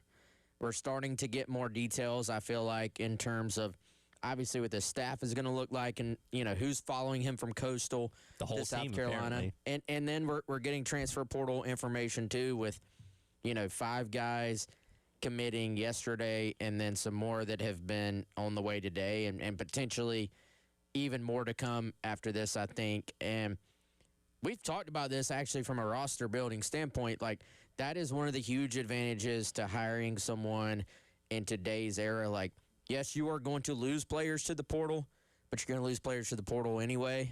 And I thought that put Paul Maneri behind just from the jump, and that you weren't coming from a current situation where you could pull players and, they were going to want to follow you. So I think we saw this with Ashley Chastain Woodard in year one, bringing some of your better players from your previous stop, and we're seeing Schnall obviously starting to fill out this roster very, very quickly, wasting no time, adding some guys from Coastal. Yeah, I mean, Carolina, we were talking about this yesterday. How is Kevin Schnall going to construct this roster? And your best guess at this point is a combination of bringing guys from Coastal, which we've already seen, 5, that went in the portal, commit to South Carolina already. Guys who were in the portal from other places, which we haven't seen that quite yet, but we will, I would think, before this thing is done, before the portal closes, even after it closes, after guys jump in. And then also some players from last season's roster, from South Carolina's roster, who jumped in, who maybe are open to coming back. We know, in fact, that some of those players are open to coming back. So, when Kevin Schnall and Matt Williams, when the rest of the staff start diving into, hey, who do we want to keep and at what cost? Again, you got to consider budget. There might be players that on the surface they say, yeah, we think that guy still has a lot of upside. We'd love to have him back. And then they find out, well, this kid's got offers on the table from this school and this school. And then you decide, hey, we need to go in a different direction. So you're going to see I think players from all 3 of those pools, players from last year, transfers from outside either of the programs, and transfers from Coastal. We're already seeing some of that. Yeah, and again, we're going to learn later on today what his annual salary is going to be, and I imagine it's going to be significantly larger than what he's making out there at Coastal. What we're not going to know, obviously, is the specific number in terms of what he's going to be able to spend out in the portal resource-wise, but we anticipate, as Donati has relayed to us in the messages he said about this hiring process, it's going to be significant to where Kevin Schnall, for the first time in his head coaching career, is going to have more money than ever to spend in the portal to go get other players outside of just the guys coming over from Coastal to round out this roster for next year, which, again, I think we're all excited to see what he's able to go out there and get. Yeah, the number's up to 6 now, with the commitment earlier this morning. So I don't think you have to imagine, Tyler, that number is certainly going to be much bigger. And, I think we should have a decent idea. We should be able to find out at some point what this sort of roster value or roster budget ends up being. And some of that, frankly, I think we forget some of that depends on who you're in on. Like, the budget can grow if you're in on a player who maybe already has a following, a player who maybe has some national deals. Like, for depending on who the player is, you are able to maybe say, hey, we can find some bigger deals for you because you're an established player. So that's why that budget is always, I think, a little bit of a moving target, but certainly is going to – I mean, they supported last year's team in the portal. Yeah. Like, it wasn't like they went in and said, there's no money to spend. We have to do this on a budget. So I think when you bring in a new coach, you almost always in today's world are going to see a adjustment upward in terms of how much money a coach has to spend, and the fact they already were giving resources to the baseball program, and Jeremiah Donati, this staff, they understand how important this sport is to South Carolina fans. Schnall, I think what we're seeing right now, this is Schnall building his base, building his foundation. Go ahead and check some boxes for guys that you know can help, right? And I got to imagine we're probably going to pretty quickly see – we already saw some South Carolina players hit the portal after the news yesterday. You can kind of read between the lines there a little bit too, I think. Maybe we see a few guys start to say, hey, I'm coming back to South Carolina even though I hit the portal. And then when do we start to see names pop up in terms of targets, in terms of big names? Who was he targeting? There will probably be some overlap for guys he was targeting at Coastal to try to get them to transfer in.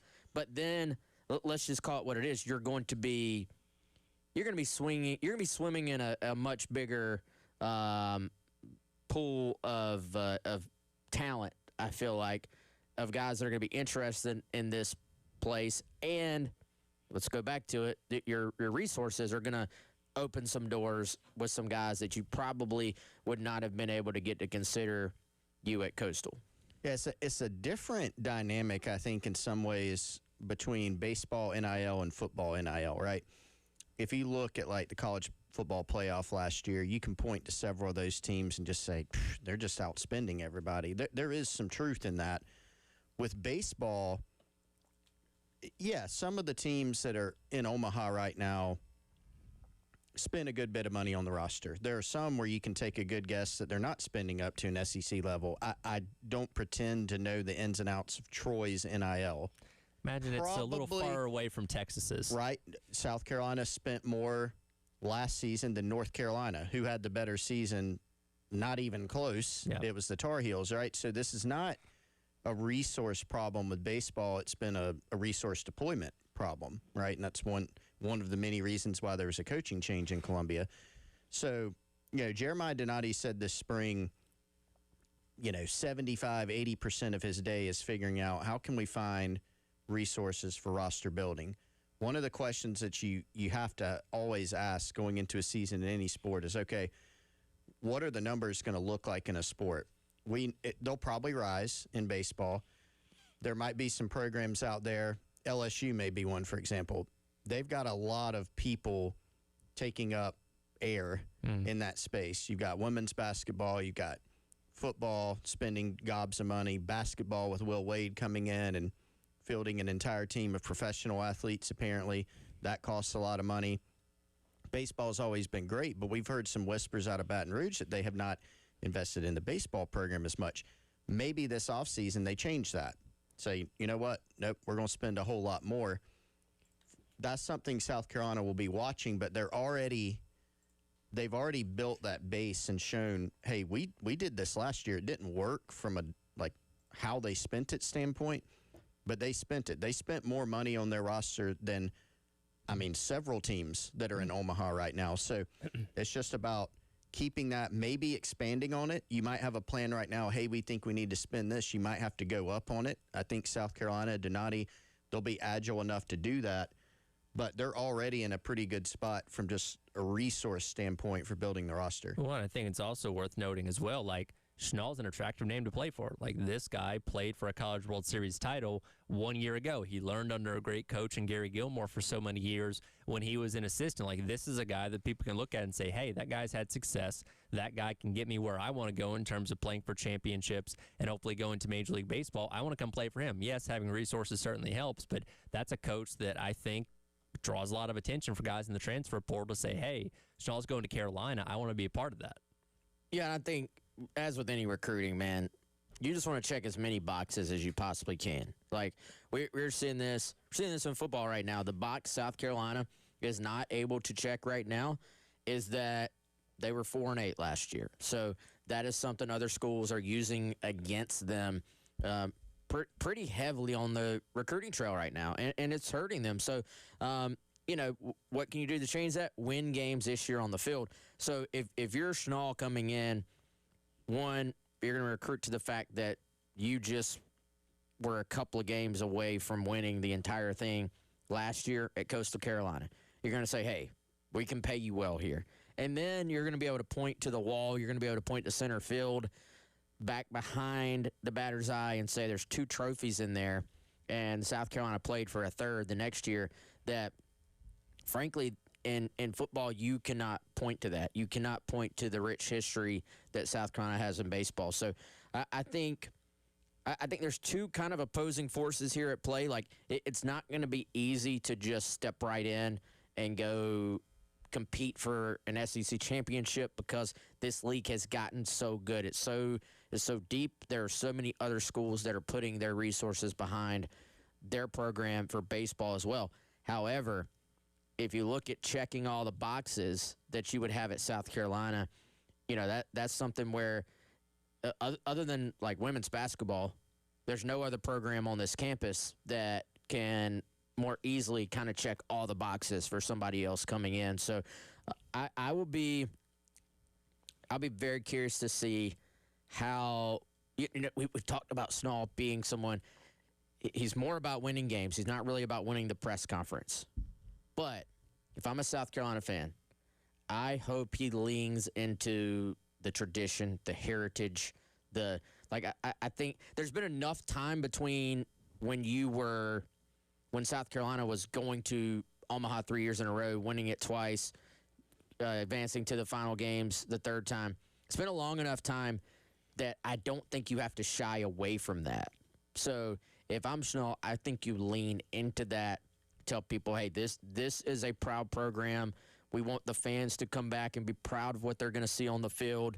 And our plan, our goal is to get back to Omaha, obviously.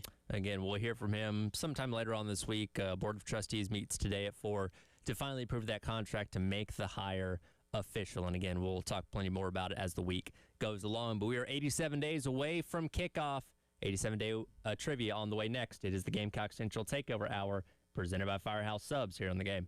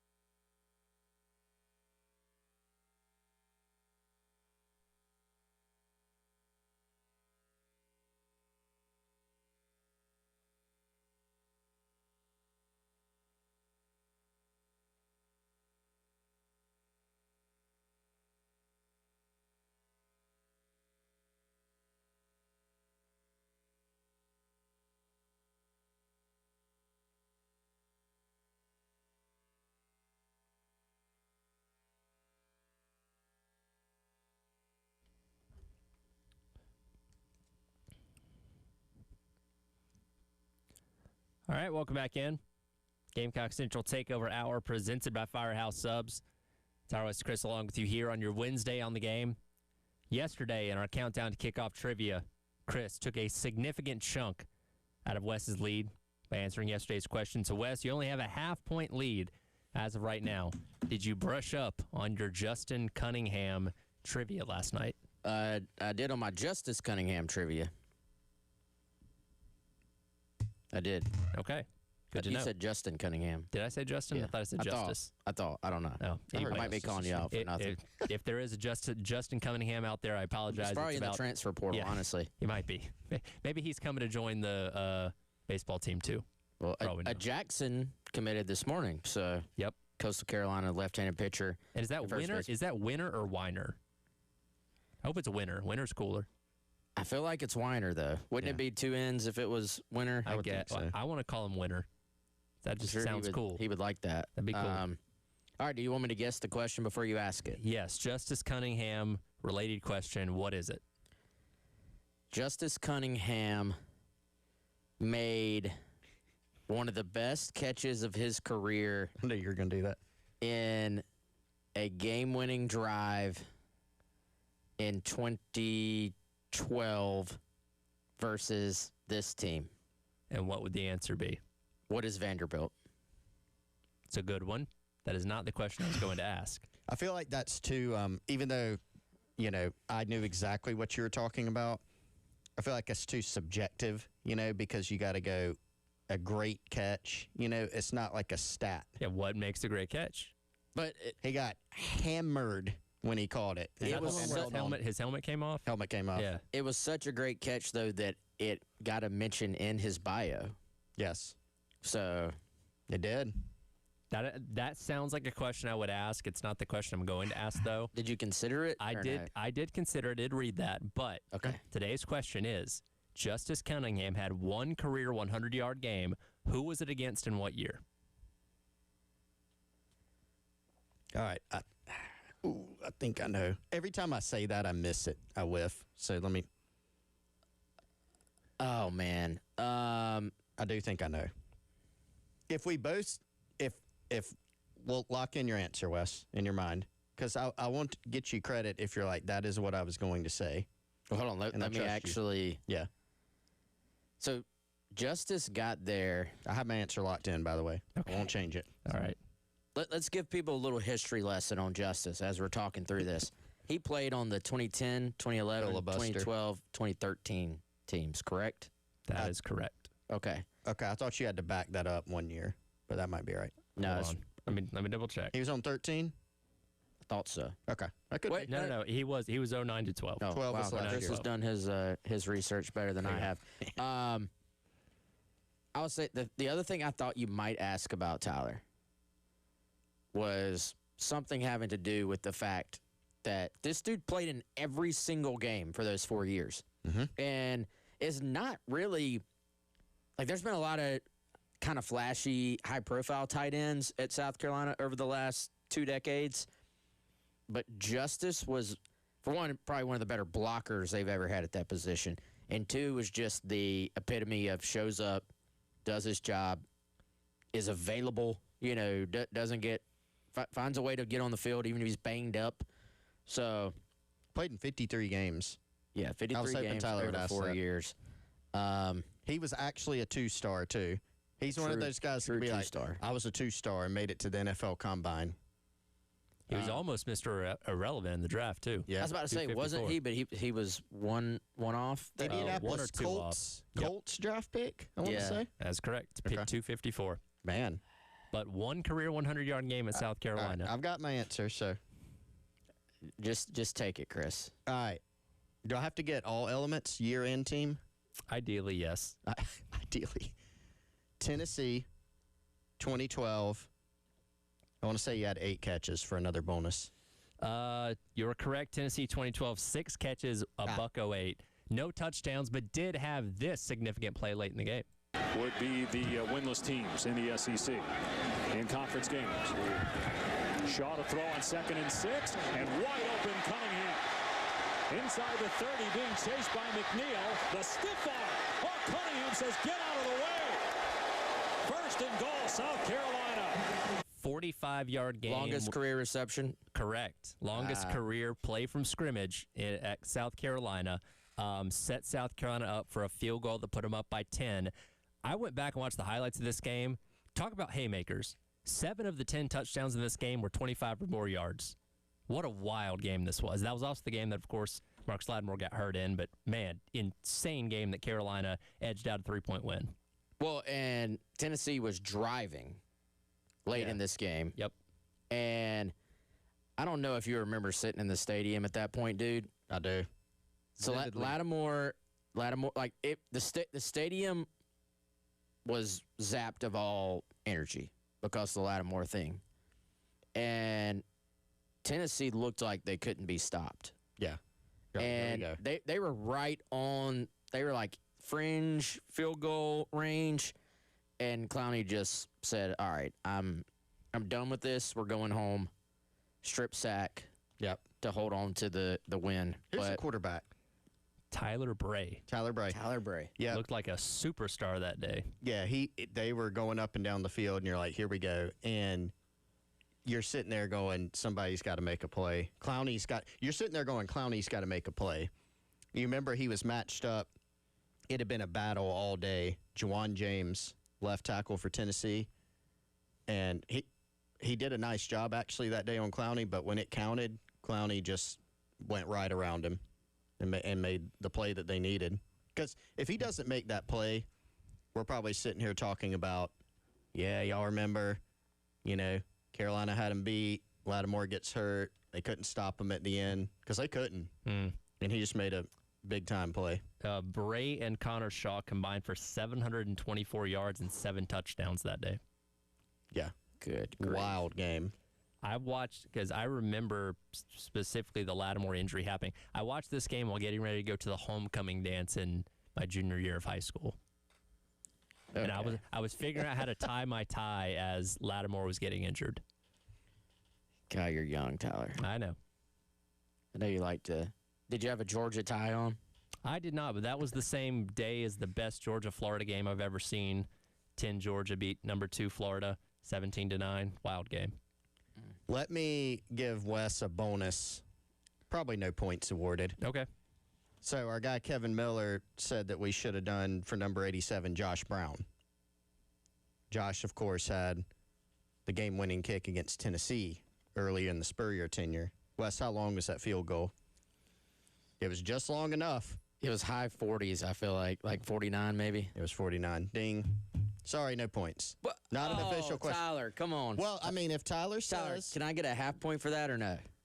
I'll give you half. How about that? Is that fair, Chris?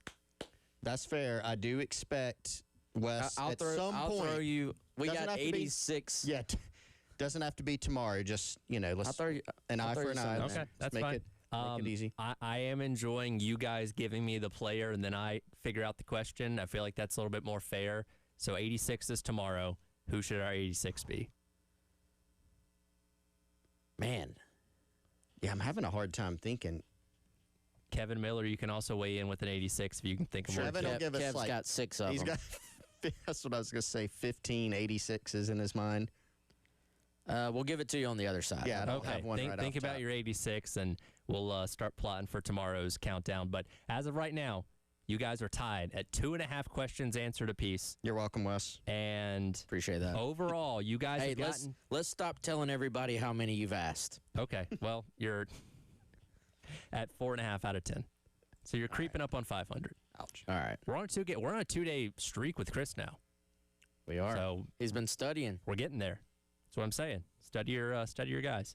We'll talk about what's going on with the Brendan Sorsby situation and the latest with that coming up next. Gamecock Central Takeover Hour presented by Firehouse Subs here on the game.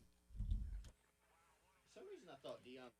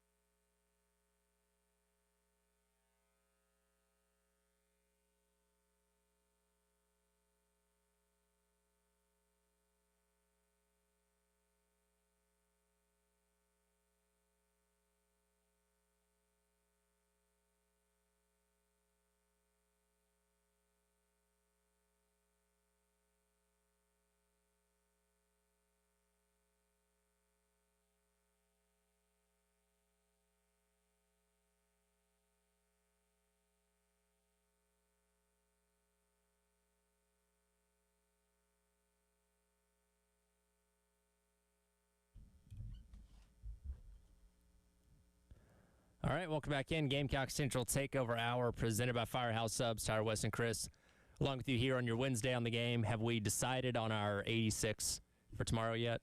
Any suggestions? So this is a little lean, Tyler. Okay. You might.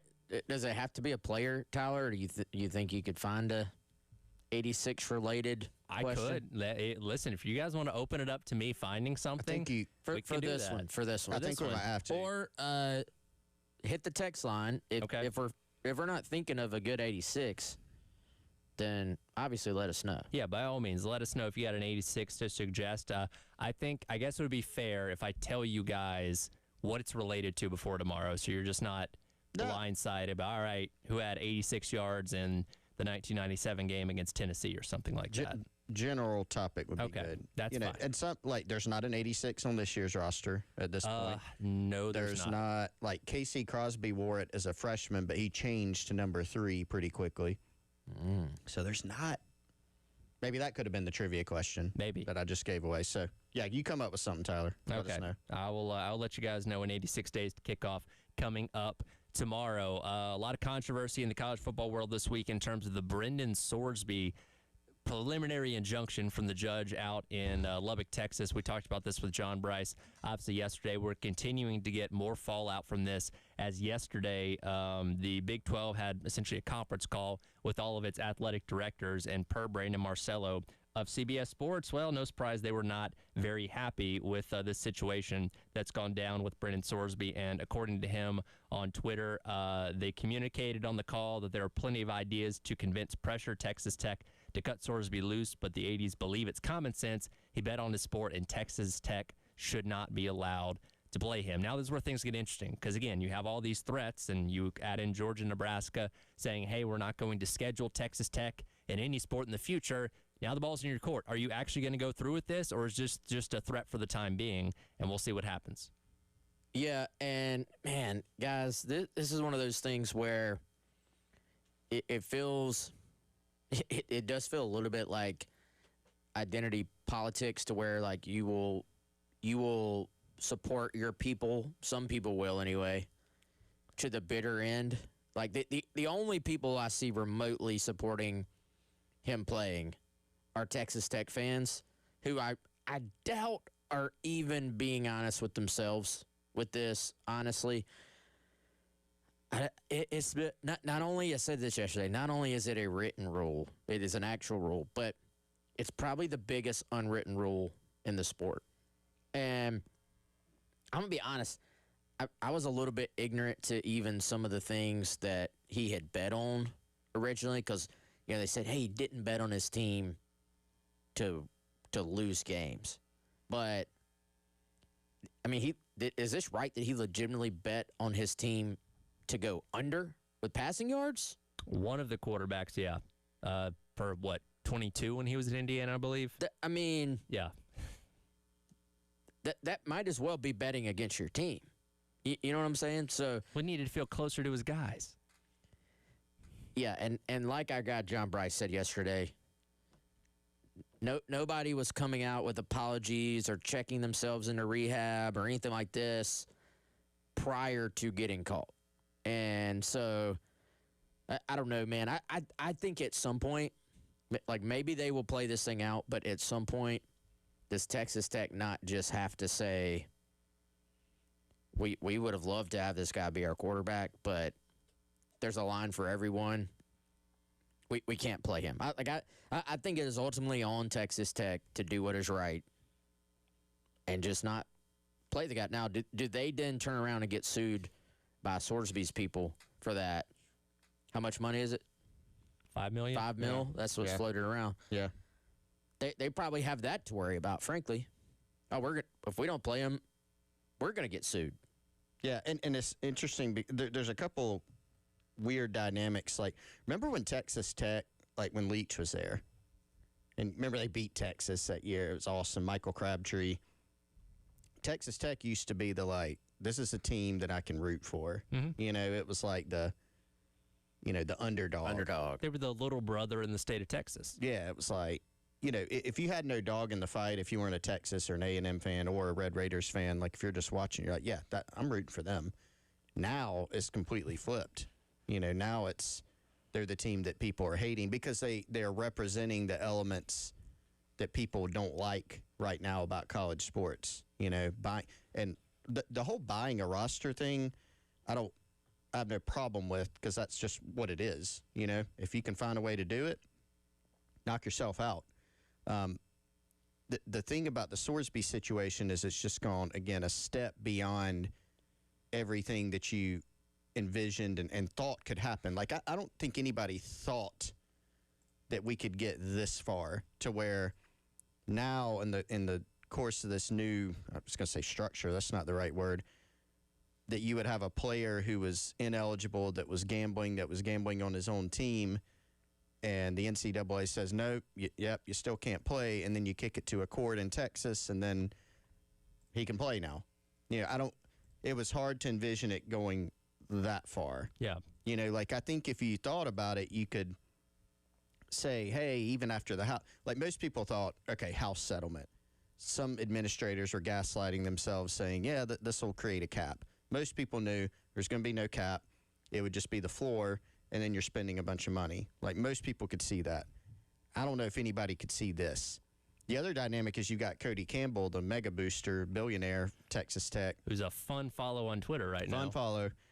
He's got the whole, well, this situation's unfortunate. It's because of the broken system. But it's like, well, are you then okay with, like, he probably is sitting there going, yeah, I think Sorsby should be able to play. Yeah. You got that. And then you've got him also, well, this is why we need congressional intervention. So it's just a weird, I mean, it's contradictory. I mean, it is what it is. Do y'all think, sorry, Tyler, do y'all think, does he really believe the guy should be able to play? Or does he have to believe that? I think he has to believe it. Like if this happens at TCU, he's probably the one speaking out against it louder than anybody else. Yeah. Yes. Yeah. Yeah, it's just weird because he's like, well, this is unfortunate.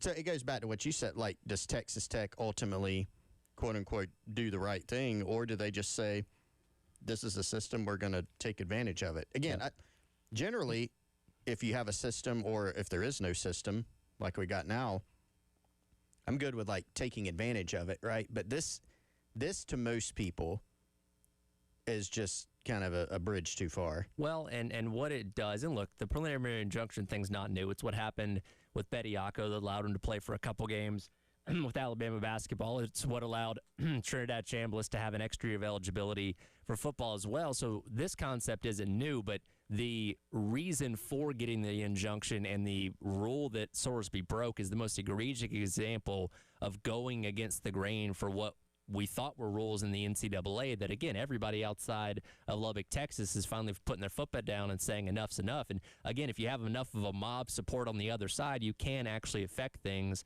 at Texas Tech, and we'll see if that happens. But, again, it seems like the entire conference is against them right now, and ball's in their court to see if they're going to do anything to change it. Yeah, and how much power does the Big 12 potentially have to just step in and be like, we're not going to allow Texas Tech to play games if they're like, you know what I'm saying? Like, I feel like there's a lot of different ways to counter this that are like kind of lawyering it. I feel like would be like, well, we're not going to tell Sorsby he can't play, but we're not going to sanction for the Big 12s. We're not going to sanction games if he's playing. You know what I'm saying? Like, we can't physically stop him, but we're not going to count these games in the Big 12 standings if someone we believe shouldn't be eligible. So, like, I feel like there would be maybe some creative. There's been lots of creative ways to bypass the rules through this thing.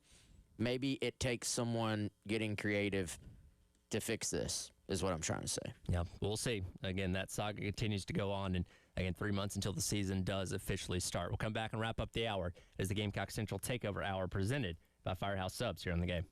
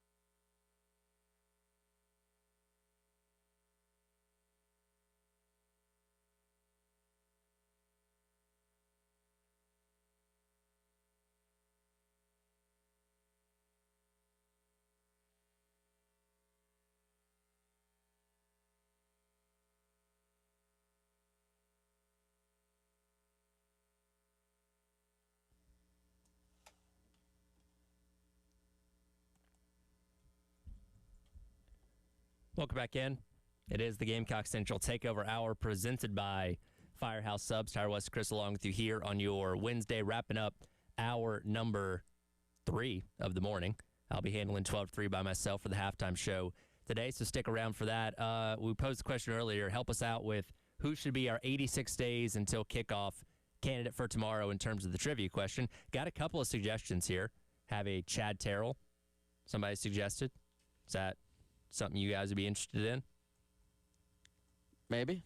Also, the other Chris Clark with a K, former wide receiver. I should have known that. Could have been. I've told y'all many times. Lexington High School? When I teammate of Demetrius Summers. When I first started working for Gamecock Central, I would get these emails, and they were like, hey, man, really enjoyed watching you play at Lexington and at South Carolina. And I'm like, that's not me. You should have responded to them. Just see how long you could keep it going until people realized There's also Chris with a K.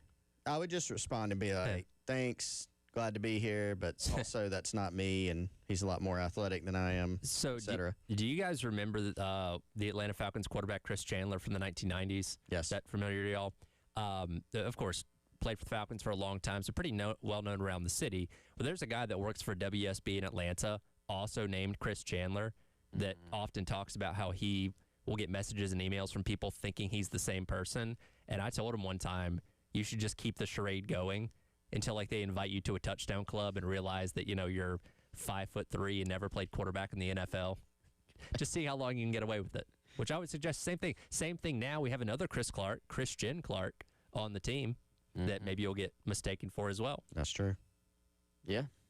No doubt. Yeah, 86, not a ton of options. So I think, Tyler, you might have to go to the more statistical realm to pull that. But now, our resident texter, Chris, the Miami fan, did point out 86 was the last year Miami played in Williams-Brice Stadium, which would have ended this year had, that stayed on the schedule. Bummer. Didn't expect to hear that today, but yeah. Yeah. I was actually excited for that. And going to Miami next year. It was on the docket. But and that is what it is. Again, this is where fans lose out, right? Because, look, we're all excited for the season start in general, and we'll see the new offense and all these new players and stuff in 87 days. But, man, the juice and excitement of building up to Miami coming in here fresh off of playing for the national championship with all the new bells and whistles for South Carolina and what could have been potentially a primetime game, man, that would have been so fun to get ready for. No disrespect to the Golden Flashes of Kent State, even though this is disrespectful, but that just doesn't move the needle for most people. I'm going to be honest, guys. I kind of hate the 9-game SEC schedule. I'm not a fan, and it also weird. Is this a OCD or ADHD? Is there something wrong with my brain that it bothers me that it's an odd number, so you're going to have 4 home games and 5 road games or vice versa every year? Like, doesn't it just feel like you should have an equal amount in conference play every year? Yeah. I don't disagree with that. Like, especially it like bothers the back of my mind probably more than it should. Yeah. Well, and again, for basically our entire lives, it's always been 8 games, and now it's suddenly changed. It's just weird. Yeah. And it takes away the opportunities to mix in some of these other games because you are South Carolina, so you're going to play Clemson every year, so that's it makes total sense from a South Carolina standpoint to not play Miami, not play UNC or NC State, because you've got to find wins where you can, honestly, for any of these teams. And so going to 9, I don't know. I don't know if anybody's on the coaching side is necessarily happy with that either, from little rumblings you hear. So anyway. Well, until we know for a fact that the committee's changing their approach on how they view wins and losses, it may not end up benefiting you at the end of the day. Because that was the whole premise, is like the SC wasn't going to do it until they felt like that, because your entire half of your league's going to have an extra loss now. And until they viewed that as not something that was going to hurt them in terms of putting more team in the playoff, they weren't going to do it. They went ahead and made the change, and now we still don't know for sure if that's going to be the case or not. Yeah, no, for sure. Real quick, what did you guys think of this social media reaction to Schnall being hired in terms of like the the back and forth between South Carolina fans and Coastal fans. Well, I mean, a lot of, at least early on, a lot of, people are pulling out their receipts now. It was a lot of, he'll never leave, Yeah. I think you saw that a lot. Yeah, I will say this. Like, I think you can have some good-natured fun with it. I thought some fans on both sides, like, went a little too far. Like, obviously, like, South Carolina's got the huge advantage here, right?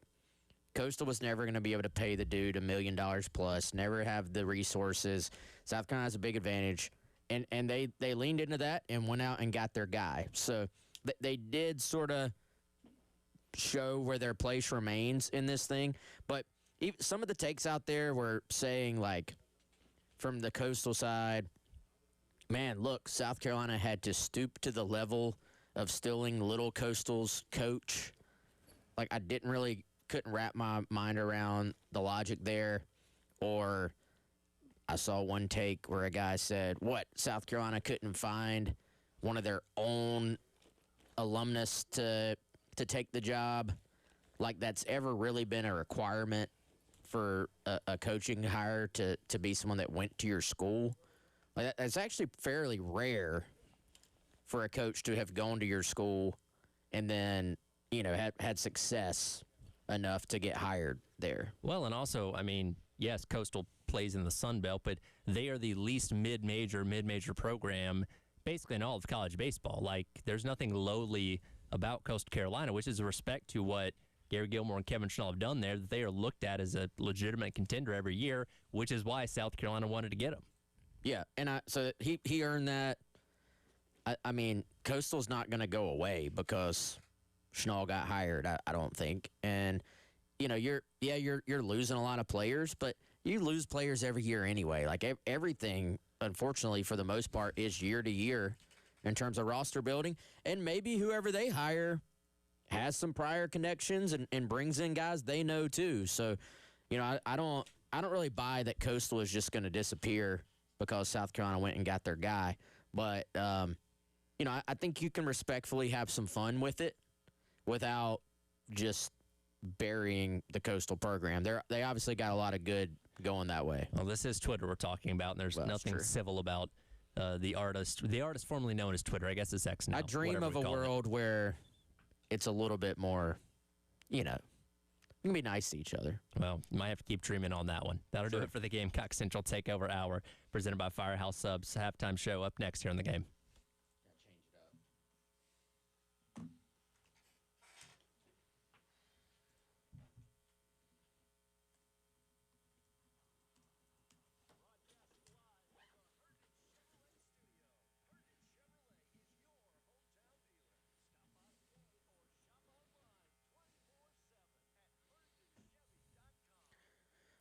All right, guys, before I get out of here, let me tell you about Integrated Media over at Chapin, South Carolina, 803-948-8327, integratedmediainc.com for more information about all their great services that they can help you out with wherever you are in the Midlands. They've been to my home. They've been to Chris's. Let them come to your home as well and upgrade everything that has to do with the audio and the video in your home. Also, security and cameras as well. If you want to upgrade your peace of mind and then have this all tied together into a smart home system onto one tablet, they can do that for you too. It can be as big and as grand as adding that home theater or man cave to the additional room in your house, or a little bit laid back, like just hanging a TV, hiding the wires, adding some surround sound, and just upgrading a professional look to your in-living room experience. If any of that sounds of interest to you, head on over to integratedmediainc.com and check out more information today.